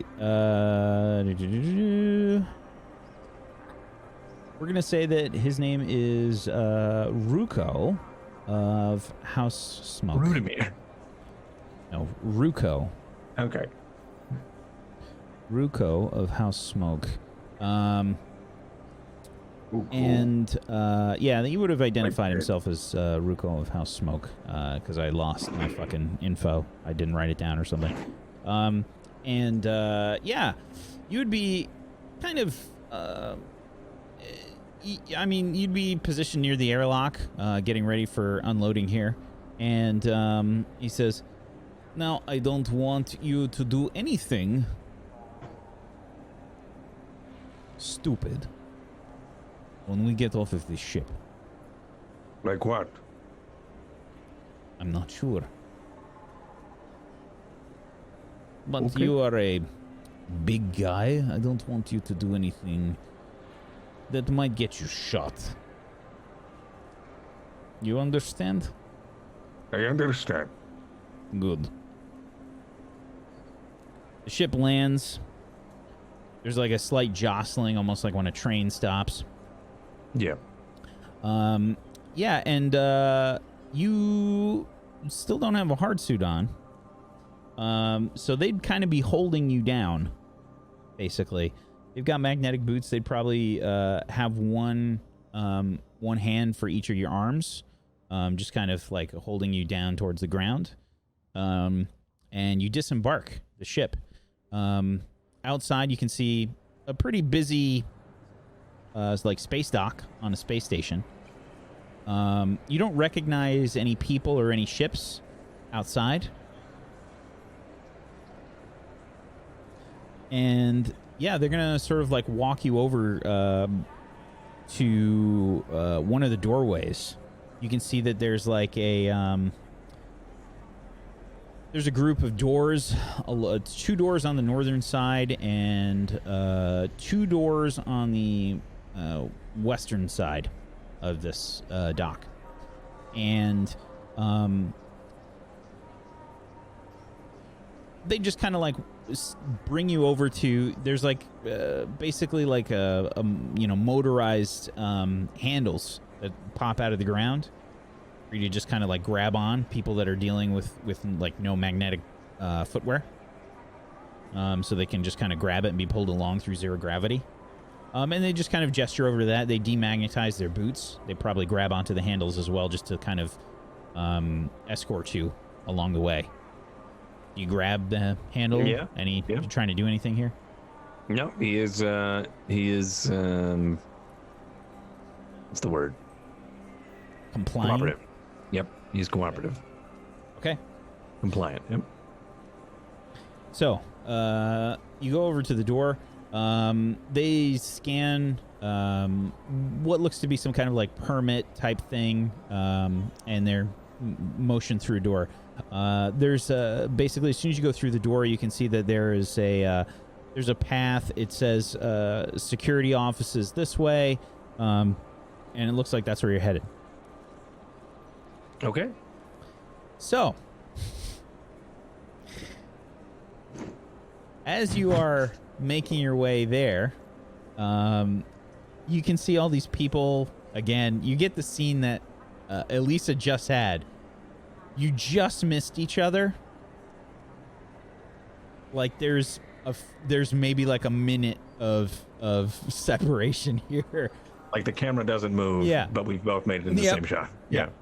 So you see the long hallway. It's ominous. It does the Hitchcock zoom, and you see like at the end of the terminal this brick of a woman, sort of right at the end of the hallway. Hey, I didn't roll for you, Colo. That was all you. I just want to see Luca. I just want to see Luca. You were the one that was rolling.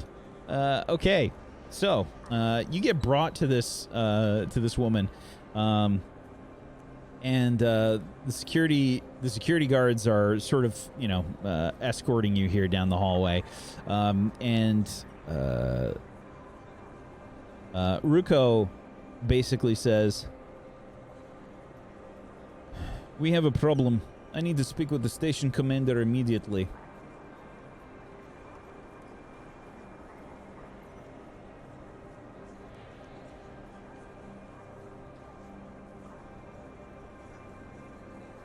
Station Commander Estefania Andrade of the House of Order is currently busy. She wants to see me. I promise you. She's expecting me. Ruko of House of Smoke? I will contact her. Please wait.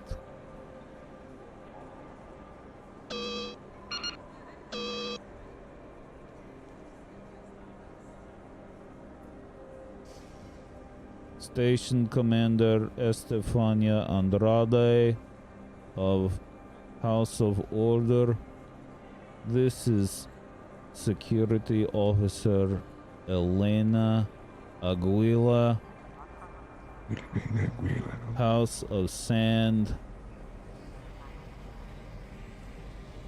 I have an Officer Ruko of House of Smoke here. He says that he is waiting to see you and that you are expecting him. It appears that he has a prisoner. It's not just that. She is expecting me for other reasons. Yes, I am expecting them. Send them in. I'm in interrogation room 3. Interrogate. I heard her! Interrogation room 3. And the officers kind of like escort you down to the left corridor, basically. As you're I think Luca stays for a second longer than he should, a bit smitten. Okay. Roll me a If only you had Stu's book with you. If only I had the book. It would help so much. Use the book, Luca. This is the time I'm supposed to use that thing. Go ahead and roll me a flat d20. Okay, say purpose. I clicked that twice. Whoops. Yeah, you did. It's both good numbers. I'll take them. Okay. The answer is yes. So she's been keeping her eye like on the terminal the whole time. Like as you stay there for a bit longer, she like slowly turns up. Almost zero change in her face, but a very slight twinkle in her eye. Oh, okay, all right. I'm going. Back down the hallway you go. And out in the hallway, you can actually see this very beautiful woman wearing a sort of like red hard suit.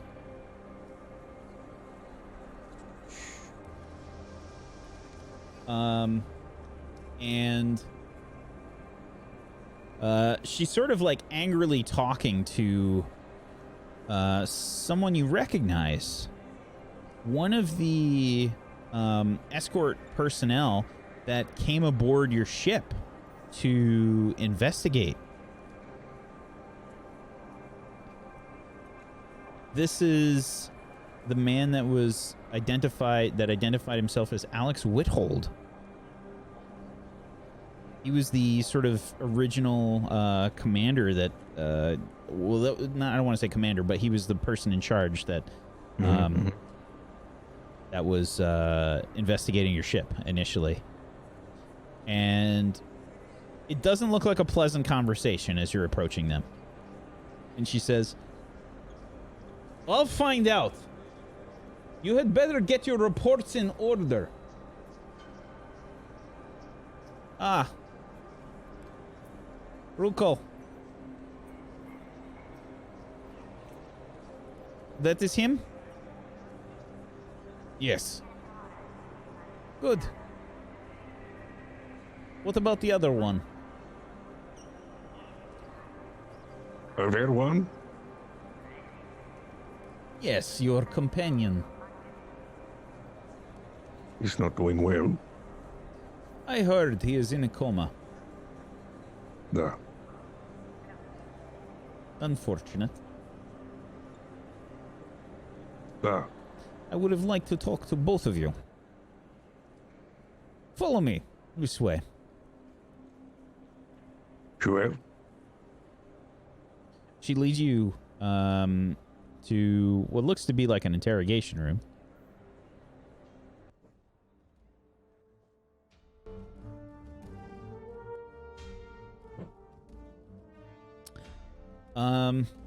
And she says, "Are you hungry?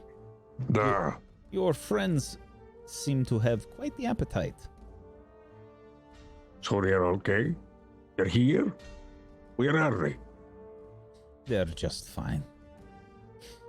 I'll take you to them shortly, but first, I felt it was important to speak to you alone. No. I've just been given some very interesting information from Ruko here. Isn't that right, Ruko? Yes. Our medic found something very intriguing. Yes. Your blood is very different. You know, here in the Karakan trade baronies, one's blood is very, very important. Your family and where you came from means everything here. But your blood is extra special, isn't it? Will I try to take care of myself? That's not what I mean. It seems that your DNA is different. According to our medic friend. That is correct. I have sent over all of the proper documents. Shut up. When I want your opinion, I'll give it to you.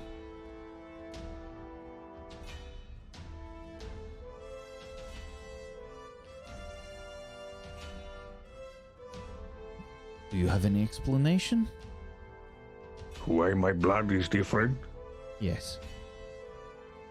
Well, I'm from a different sector. That's not what I mean. Most of humanity that is spread out across Union has the same genetic markers. Their DNA is basically the same. Yours is different. Well, I already spoke to the medic about it, so you can talk to them about it. I don't know what else there is to say. I want to hear from your mouth. Very well. So, I took a DL from Scorpa Penitentiary to then work with Mr. Professor Prism, or Dr. Prism, and work at was a test subject at some research they were doing. What kind of research? One involving tubes, like tanks for us to sit and bathe in. We were in some sort of incoherent, unconscious state. And I remember, the last thing I remember involving it is we woke up and there was some tests, and then we were all very hungry, and I'm always very hungry. And is that food on its way here, or is it? Because you mentioned it. I will get you your food. You don't have to worry. She is. She's kind of like walking around you slowly, almost as if she's kind of inspecting you.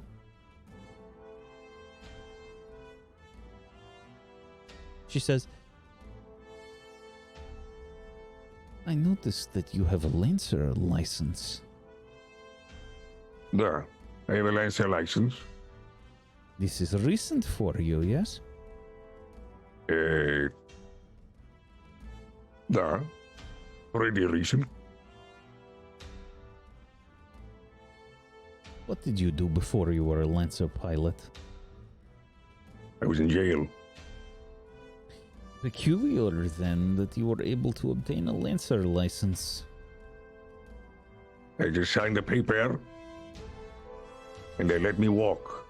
Had you done the piloting of any sort before that? Before? Net. And yet, now you are able to pilot a mech. There. Seemingly with ease. There. I'm noticing a trend.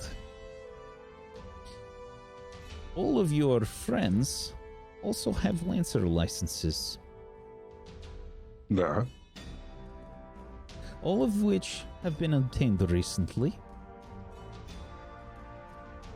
And all of you come from seemingly nondescript backgrounds. One is even a celebrity. The Resh Man. The guards look at each other like, oh, Resh Man. They're just kind of making like one like instinctively like goes to scratch and then stops himself.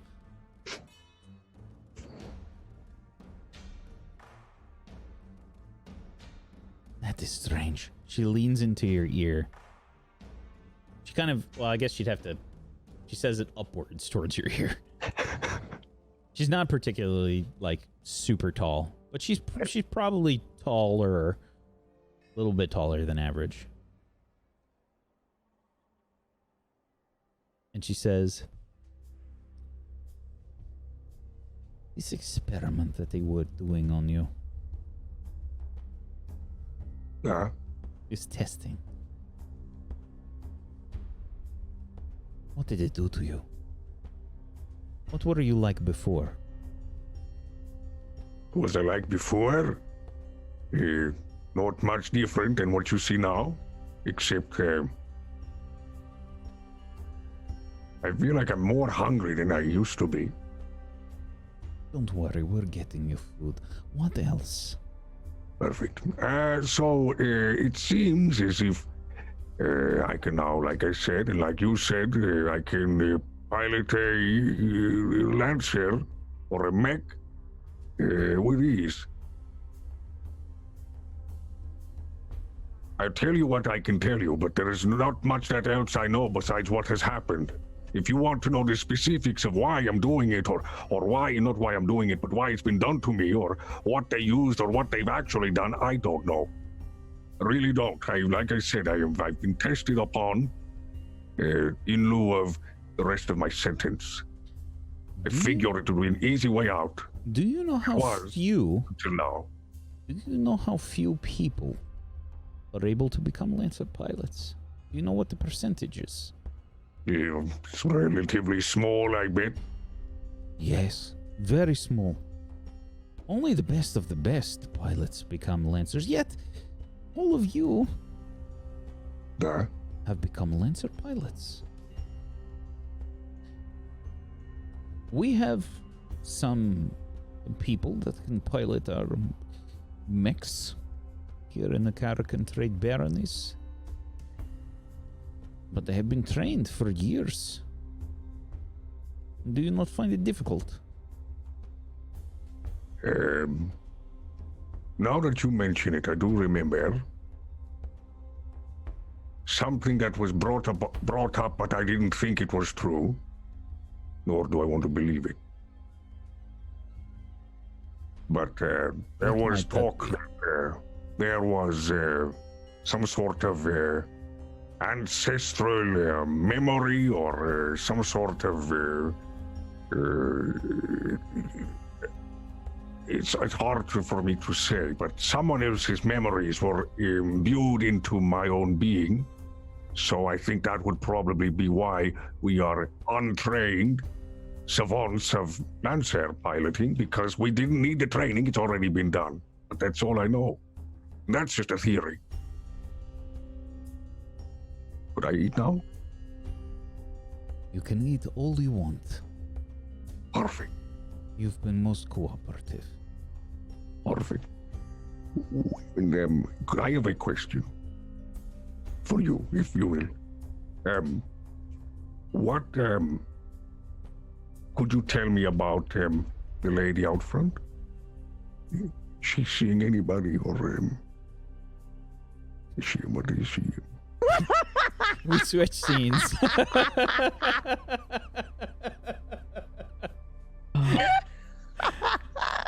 We switch scenes. Effie, Polly, Stu, and Wyatt. Oh shit. And me, I'm there. Yeah.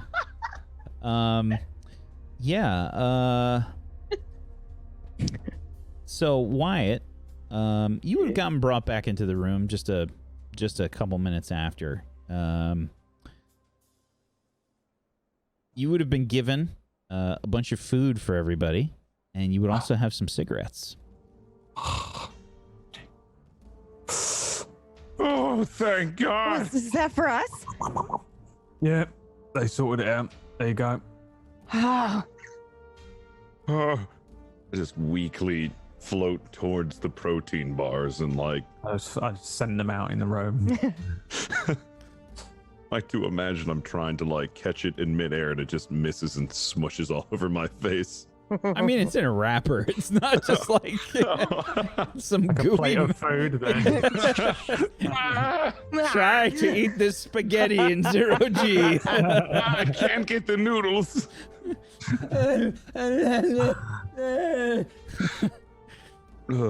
Stu is just so delirious at this point from his hunger that he finds it hard to. He just eats the food with wrapper on It's just. That's how I eat my Starburst.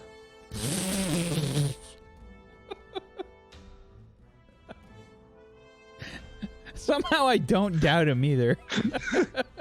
I know. I'm like but looking at his wrap it face, on. trying to see if he's lying or not. I'm like, It's like so I 10% laugh at extra that. food, dude. You get like extra. It's like Fiber. yeah. It's Yeah. fiber. And wax paper. What do you Okay. do? Peel the skin off the chicken? No, you eat the Starburst with the skin on as well. Let's go. Oh god. It's like Okay. it bursts through. It's like extra candy. Sure.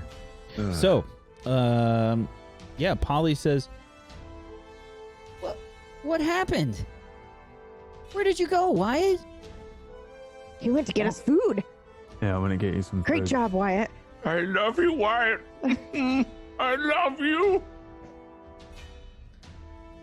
there's like chocolate spilled like all over Stu's face. It looks like a 2-year-old.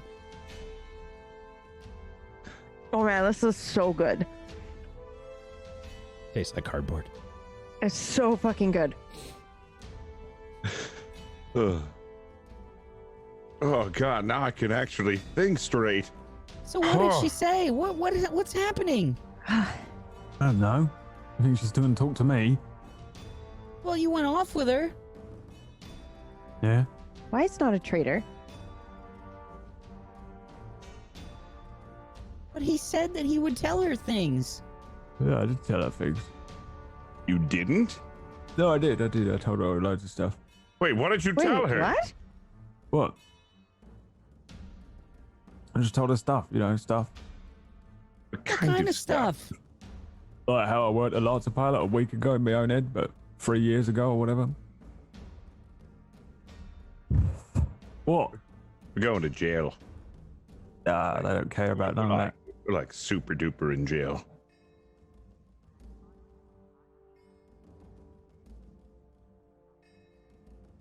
Polly, like, is just jaws hit the floor, eyes are bulging out of her head.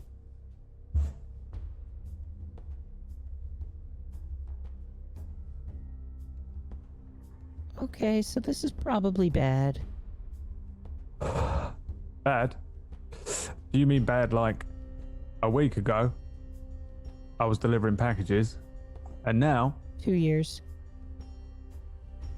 I'm on the run from some sort of war zone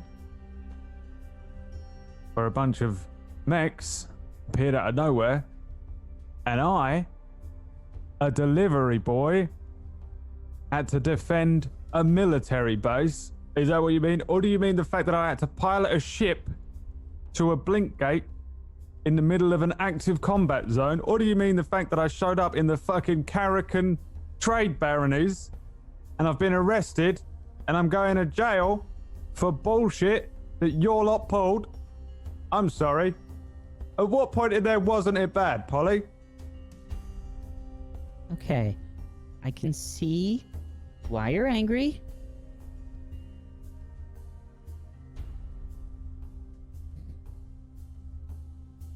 If your bullshit experiments don't get me killed and I end up in a coma, they're gonna kill me. Union's gonna kill me. Owning Ascendancy's gonna kill me. Someone's gonna fucking kill me. So I'm gonna tell them everything I fucking know. And I think you should do the same. And I think you should do the same. Or we're all going to a fucking jail. Some off-world bullshit somewhere. While the rest of the fucking universe goes to war.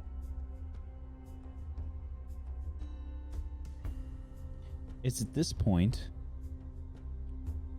that you see a friendly face come through the door. Luca. Luca! Luca! At least I didn't put him back in jail. Friends, Oh god. you're here. I am like midair because I was eating these protein and I'm trying to swim towards you and I can't, but I'm like, float a Yeah. protein bar straight towards him as soon as he comes in. Just bat one in his direction. Thank you. I thought you were on game. Yeah, we thought you were dead. No. Yeah, you've really freaked me out when you got sucked out of the airlock going near light speed. You and Uncle Heath. I was freaking out as well. I'll tell you that. It was not fun. It's I'm so happy to see you all here. I'm so glad you're okay. What happened to Heath? He's unconscious right now. Well, but what happened? I'm not sure. He started to have a reaction to the atmosphere, the lack of atmosphere, and he's turned blue, and blue in hue, and he's resting it off, I think. But it just doesn't look good. We tried to come back for you, but they wouldn't let us. They threatened that they were going to shoot us and shoot the whole ship. Yeah, of course they were. It's their job, security. Yeah, they're really tough. They saw right through our plan. It was a really well-crafted plan, too. It's there are some smart people working here. We ought to be careful. It's kind of hard to take Stu seriously right now because he's just covered in chocolate. Like, it's just all over his face. I'm still like swimming in the air trying to get. We normally take it seriously. Stu, you have You have a What? Your What? Your food everywhere. Oh, yeah. My motor skills weren't actually working very well because I was so hungry. So for like 30 seconds, I was cramming this into my ear. And I finally got close enough. All right. Well, nothing's changed, I see. Probably just now Effie has reached Luca. Yeah, okay. As soon as I reach him, I hug you. Yeah, Effie. I'm so glad you're okay. I thought you were gonna die. I thought I was gonna die as well. I'm sorry that we didn't come back for you anyway. It's okay. I'm glad you're here. It was very scary. Have you got 1,000 arms on that mech? What? You got like 1,000 arms that come out of it like an octopus. Yeah, I do. How the hell did you fall out of the back of the ship? Apparently, your cooler needs to cool down. Did you know that? Yeah. Oh. Did you know that, Effie? Did you know that? Yeah. No. You need to have the cooler cool down before you do before you activate the suit's ability. Like the K-bells that I had. My fail-safe was to click the button and come back, but it didn't work. I pressed the button, nothing happened, and I just... History. Well, I mean, at least you're here now, and it did look really cool. Yeah. Well, after the That's fact, good. we found that you were alive. Looking back, it was pretty cool. You want another protein bar? I would love another protein bar. There you go, bud. Thank you. Have you only just got back? I've been, they've had me contained for a little bit, about an hour. Yeah, asking you questions, right? Yeah. Huh? Yeah, they've been drilling us too, but we've been really good. Except for maybe Wyatt. What have you been saying? That we were part of a top secret experiment and we can say no more. That's it. Oh, you stopped there. Yeah. No, I said more. Oh. Yeah, Wyatt kind of spoiled everything. What did you say? Everything. Okay, well, I'm going to be real. I did not know you were all alive, nor did you actually care. So I... What? Of course we cared. Well, I didn't... All right, listen. I had he's practically hearing his screams next to me over comms, watching his bodily functions spiking and his heart rate and everything, and then coming in to airlock with them, docking and over comms, then telling me that you did not waver, of course. There was nothing that was done or seen.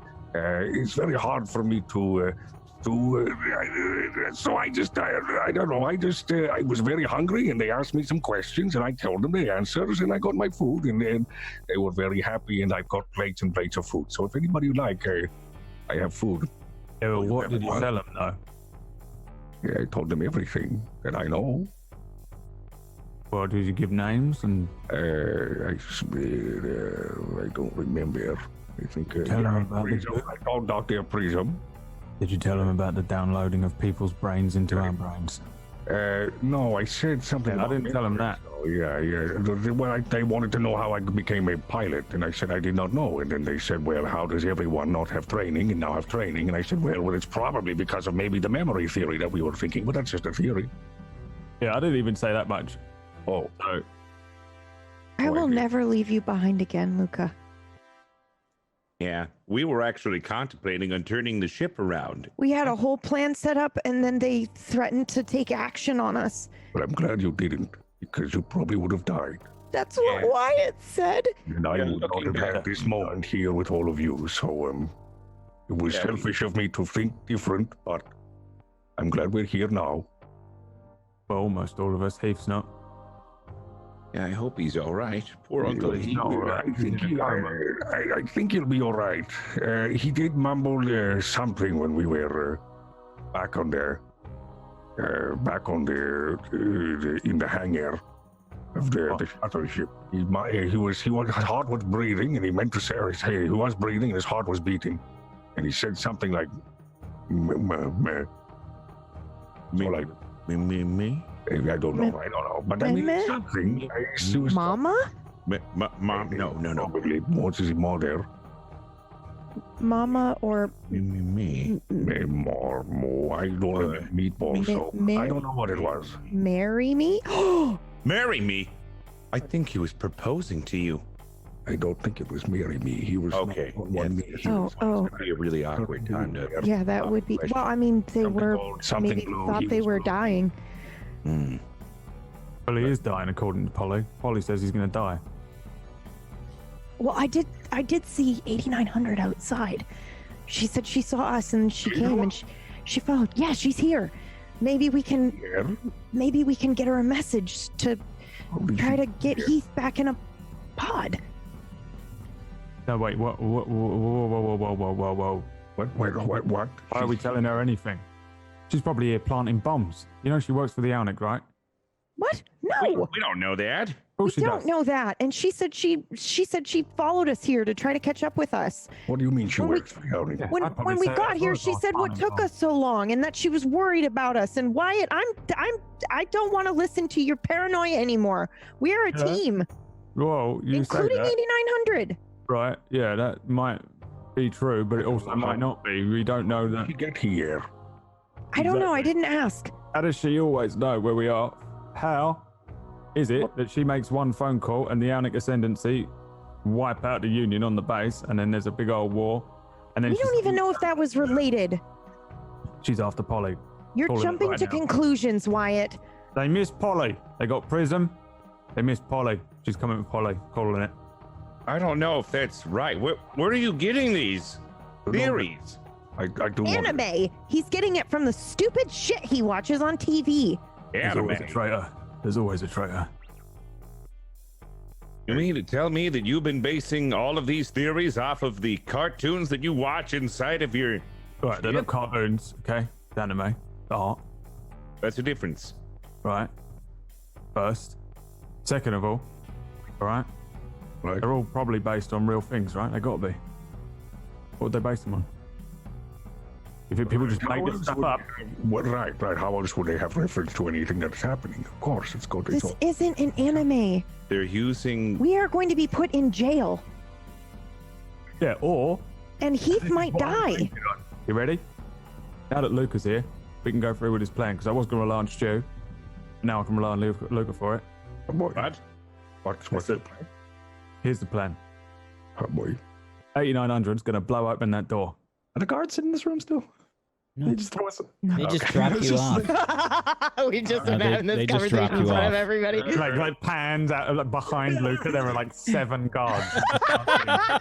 Excuse me, what did you say? Listen, right, here's a plan. 8900's going to blow open that door. She's probably going to have an assault rifle and she's going to start mowing us all down. However, we are all going to be hiding either side of the door when it goes down. Yeah? Then Luca's going to grab the gun, bend it in half, beat her to death with it. Wow. Okay, that's a bit. It's wide open. Sounds a bit enemy to me. We float out and try and, boost the ship. Get out of there. Well, I mean, if this is going to work, Luka, I'm We're not going to have to ask you to stop eating that food so we can have certainty that you will bend that gun in half. Why does We're that not seriously considering this, you I don't guys. think I could bend a gun in half, but I will try. That sounds great. Imagine if I could. This is Well, I mean, stop eating your food and you could probably tap into that inner blood rage. I would be very weak. I need the food, so I properly fueled with the nutrition I need to be able to have strength. What do you mean? Why would I be hungry and do it?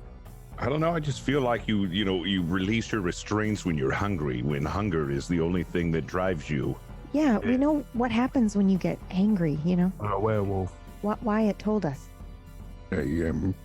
What? All right. Wyatt, what did you tell know. me? What? I didn't tell him nothing. You fucking crazy? You're gonna fucking kill us. I don't know what you were alluding to, but But I just said, you another told one. all of us. You told all of us you was in jail and that. Right. Just in jail. I was in jail. Yep. Yeah. Yeah. I don't know what she's talking about. Anyway, so what do you reckon? Right, here's the thing. One of two things are going to happen. Either she is a traitor, part of the Ionic Ascendancy, and she's here because she's after Polly. I have been through all this before, and I must Or the warn tubes. you. Or us, but probably Polly. Yeah, or she ain't. In which case, what the fuck's going on with her anyway? How does she know we're here? How the fuck did she She's know? that really good at Yeah. computers. I'm That sure she good? could have just looked it up. We appeared here randomly, and then they shut down all of our communications pretty quick. She did say something really strange. She said she saw us here. I don't know how. Like, she said the thing said that you were here, and then when I got here, you weren't here yet. It was really weird. It was like something told her we were going to be here. Yeah, or she's bollocks at coming up with good stories as to how she knows we're here. I don't think she would lie to me. Or maybe she was with us the entire time, but she's so small we just didn't see her on the ship. Dangerously possible. Yeah, could be possible. I've seen her. But you can hear her though. She wouldn't shut up. Okay, true. Yeah, true. We'd know she was there. Well, there goes that theory. I don't want to scare anybody, but we may need to think of another plan. Yeah, well, the other plan is Why would that scare us? go to jail. Guys, I forgot to probably warn you that this room is bugged. What? Oh yeah, they're definitely listening to Where? everything. Yeah, well, no, yeah, of course. It's Have you made my call yet? an Getting interrogation room. This is that's what's going to be happening here. Bugs? Are there bees? Sorry, I couldn't That was resist. quite impressive acting there. He threw his voice. You see that? There aren't Van many Colour bugs class. in here, though, right?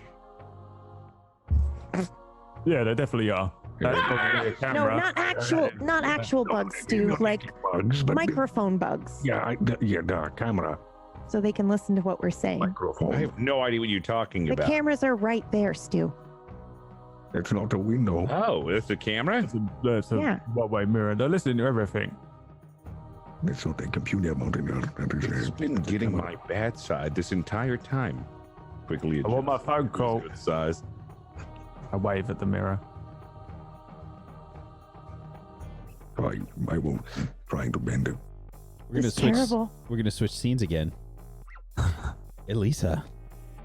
To the other side of the mirror. Elisa, Hi. you've just been kicked out of the security area. Okay. What did you do Sorry. next? Wait, at the security area. Yeah, you were kicked out of that hallway, back into the docks. And then I went back down the hallway to the offices and asked to speak to the Oh, that's right. I'm sorry. yeah. To the security desk.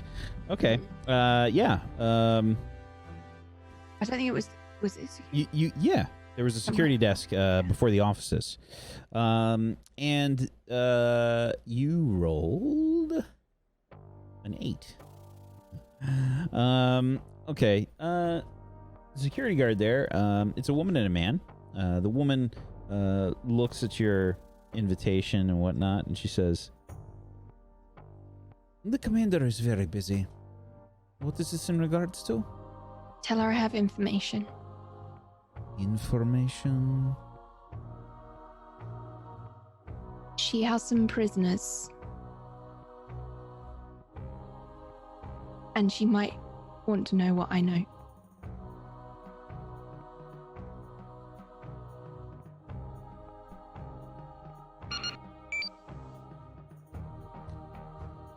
Station Commander Estefania Andrade of the House of Order Police. Yes, this is Security Officer Alenko. Yes, House of Order. Yes, Station Commander, I have someone here at the office security desk looking to speak with you. It is in regards to some information about some prisoners that you have in custody. Which prisoners? They came in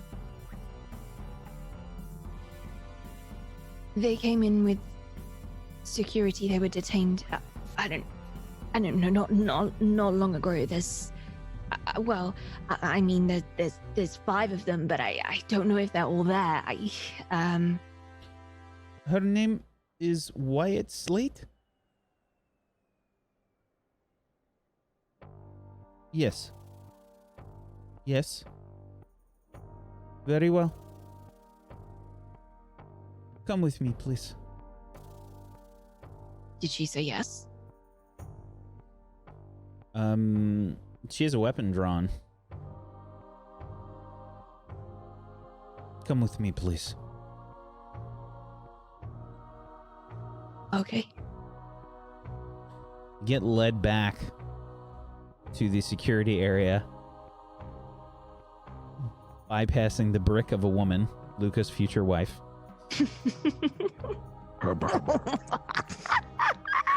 And you basically you meet up with the station commander, who's waiting for you basically in another interrogation room. You get brought in.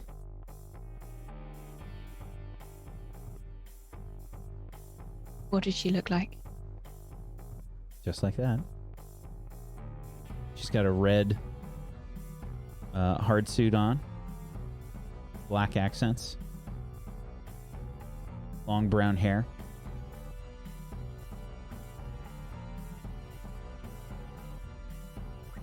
Sort of darker skin.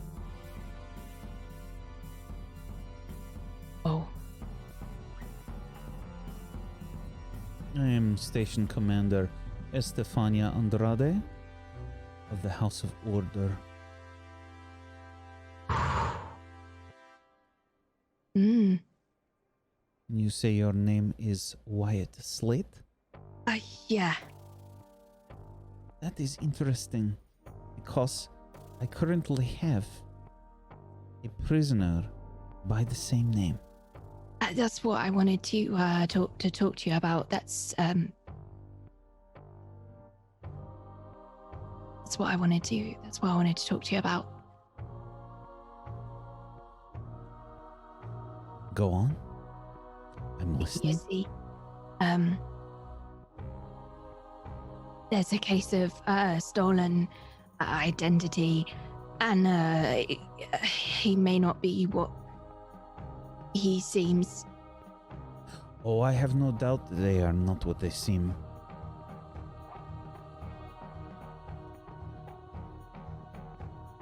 I think I might be able to help you talk to them.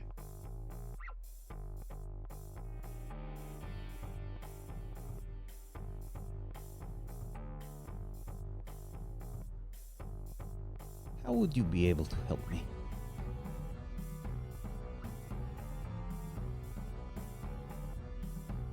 They have a lot of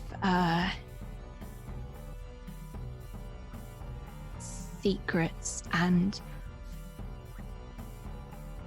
I think I can help you talk to them.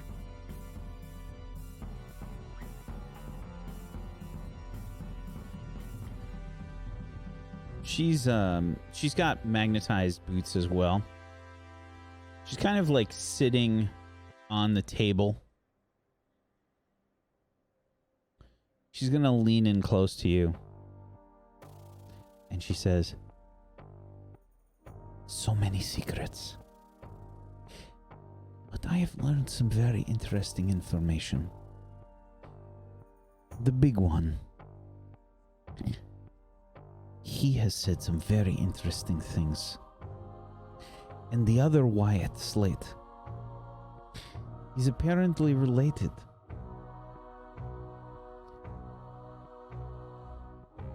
Related to who?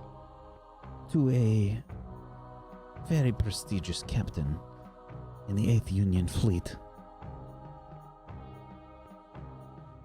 Oh. I think, considering how much they look alike, he isn't the one that is lying to me. I think you are the one that has the false name.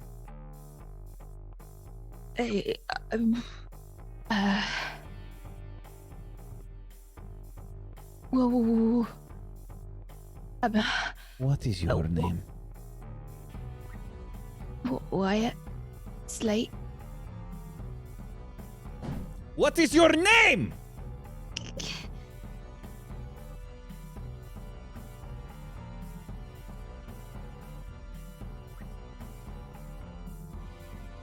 Wyatt Slate.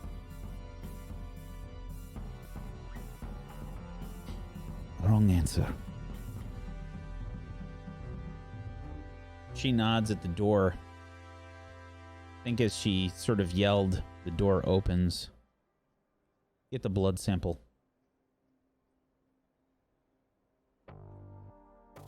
There's a female medic that kind of like walks over to you. What are you doing?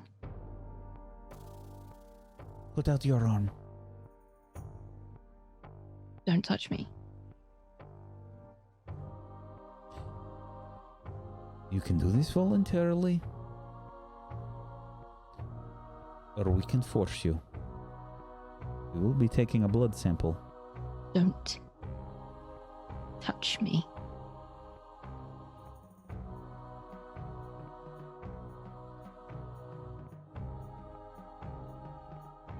I will say it again. You will force it, or you can do this easily. And I will say it again. Don't touch me. Take it.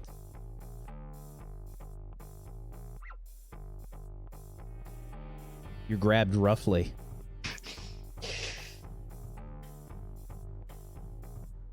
It's a lot of screaming.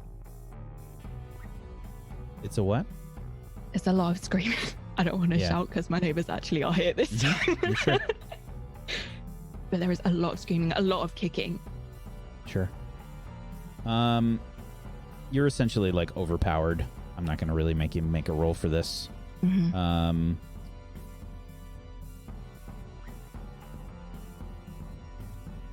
Actually, make me a flat D20 roll.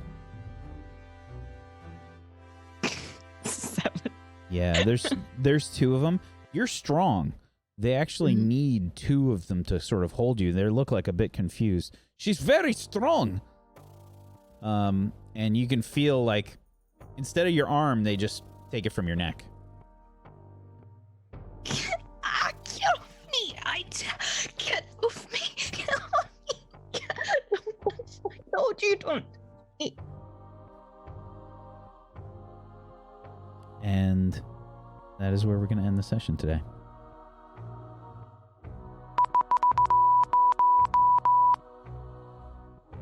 That's all I have to say. This Morse code. Elisa Morse. What does it mean? Aw. I don't know what the hell's going on with Elisa now. Yes, mission accomplished. Ooh, Perfect. Good session, everybody. Good session. I love Mondays. Did we so lose much. PB? Have we Yes. lost the PB? No, I'm still here. Sorry. Good session, everybody. It's a great session. Further down the rabbit hole you go. So many bad rolls today. You had so many opportunities for getting yourselves out of the shit. I was really hoping that there'd be some resolution today. I hate to put it all on you, but The rolls were just there so were terrible. so many bad rolls. terrible. So many Sorry, bad guys. rolls. Sorry, Looks chat. like we rolled 17 times and only 4 of them were above 10. ooh. It means next week it'll be the opposite. Right? When we're all together and plans happen, maybe? Right. Pocket is draining all of the luck from roll 20 on a Sunday night now, and we're going to get the brunt of it. Yep. She rolled nothing. Oh, great. last night. It's all drained. I hated it. Good session, everybody. Good job. And yeah. Okay. Some choices have been made today. I've got some very interesting paths to go down now. Okay. All right. It's good. Let's go around the room. Let's do some shout outs. PB, why don't you start us off? Hello, I am Pumpkinberry. I do a lot of stuff over on my channel, but I'm also here a lot as well. Dying Order on Sunday. Please go watch it. It's amazing.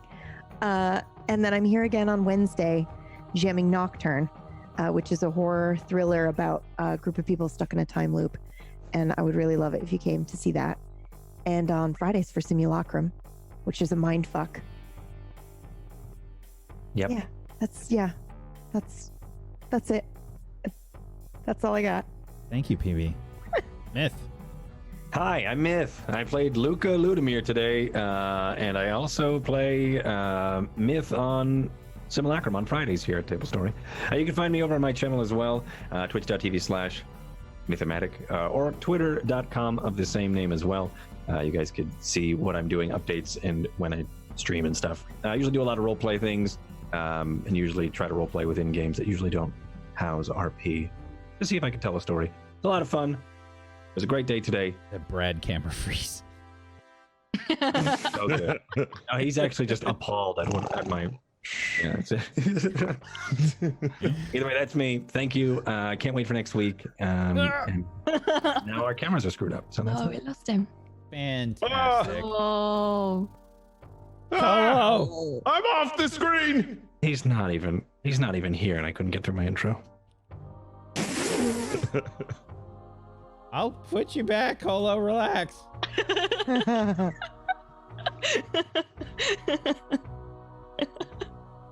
I'll get you. It's your turn, Kola. Brad's still trolling us even though he's not here. It's the master.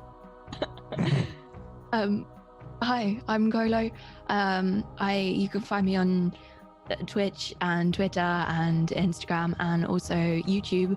All of the things, same name. Hello, it's Golo on everything.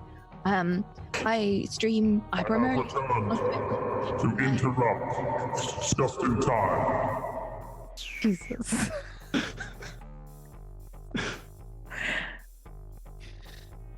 Please carry on. I primarily stream on Twitch. Brad, you look different. And do I get to be Brad now? Would you like to Please. do your best impersonation of Brad right now? Oh, I don't know if I can do Brad. Hi, I'm Brad. A full-time streamer on Twitch. Yeah, pretty good. And on Minecraft. Please ask me to sing Evanescence on Twitch things because Yeah. I'm really great at it. Also, Kylo is much taller than anyone thought, so like, yeah, she ain't that bad, really, is she? Better hurry up because currently you're 6 foot tall and the vertigo is going to mess with you fast. Yeah. There we go. Yeah. I stream stuff and I like space and open world adventures and stories and all of that stuff. So if you want to come hang out, that would be awesome. Thank you, Colo. Thank you. Sorry. Thank you. I don't know what to say. It's fine. It's fine. Oh God, Brad's ruined everything. Fist. I wish Jay was here because his Brad impersonation is actually really good. There we go. Hi, I'm Fist of the Walrus. You can find me on Twitch or Twitter with that handle. And currently I'm playing Conan Exiles as Korgoth the Metal, a barbarian who is a leader of a big old castle named Castle Savage. So if you like metal humor, like Death-ocalypse or whatever that was on Adult Swim, Metalocalypse, it has that kind of vibe to it. But yeah, that's what I've been doing. It's been pretty fun. It's been pretty fucking metal. If you thought Fist could not lower his voice any lower, he has done it. Thank you so much, Fist. We've already done Brad's outro. Thank you, Brad. Do you want to do another one, Brad? Hi, I'm Brad. No. I don't want to do one. I'd rather just sit here like this and sound like what Colo thinks I sound like. Something about Karen. The human workers from Warcraft 3. Yes, Human I peasants. understand the reference and agree with you completely. Brad, that's Brad. That's me. I need to put this Dying down Order, for that's what you mean. Dying Order. Work. Yep. Work. All right. Just watch Dying Order on Sundays. That's what you can't do. Thank you, Brad. I'm welcome. I'm Wax Steven. I have been your GM of Doom. I have dragged the players kicking and screaming through the adventure today, sent some of them sprawling to the floor today. Thank you so much for watching. As always, chat, we appreciate you. We love you. Thanks for being here. Thanks for the hopefully fan art we're going to see today of the obvious ship that has happened between Luka and Elena. I hope we see that. And Waxzilla. We need that. Whacktar. Whacktar. That's the new GM of Doom emote. Thanks everybody for watching, and thank you to Myth, Colo, Fist, Brad, and PB for being awesome role players. I appreciate you. Thank you so much. And yeah, if you guys missed it, we started a new show called Dying Order that Brad is GMing. That's on Sundays at 4 p.m. Eastern. Come check that out. Otherwise, on Wednesday, we've got Nocturne. Go watch PB's show over there on Table Story, here on Table Story. And that's at 5 p.m. Eastern. Come check that out. Otherwise, head on over to our Patreon, where we have all different kinds of stuff, including a ridiculously amazing bundle for Numenera right now for the Monty Cook Games store. Go check it out. I just downloaded it all, and it's amazing. And head on over to tablestory.tv/pledge to go do that. Otherwise, we'll catch you guys next time. Peace out. Have a wonderful rest of your Monday. Good night, everybody. Bye.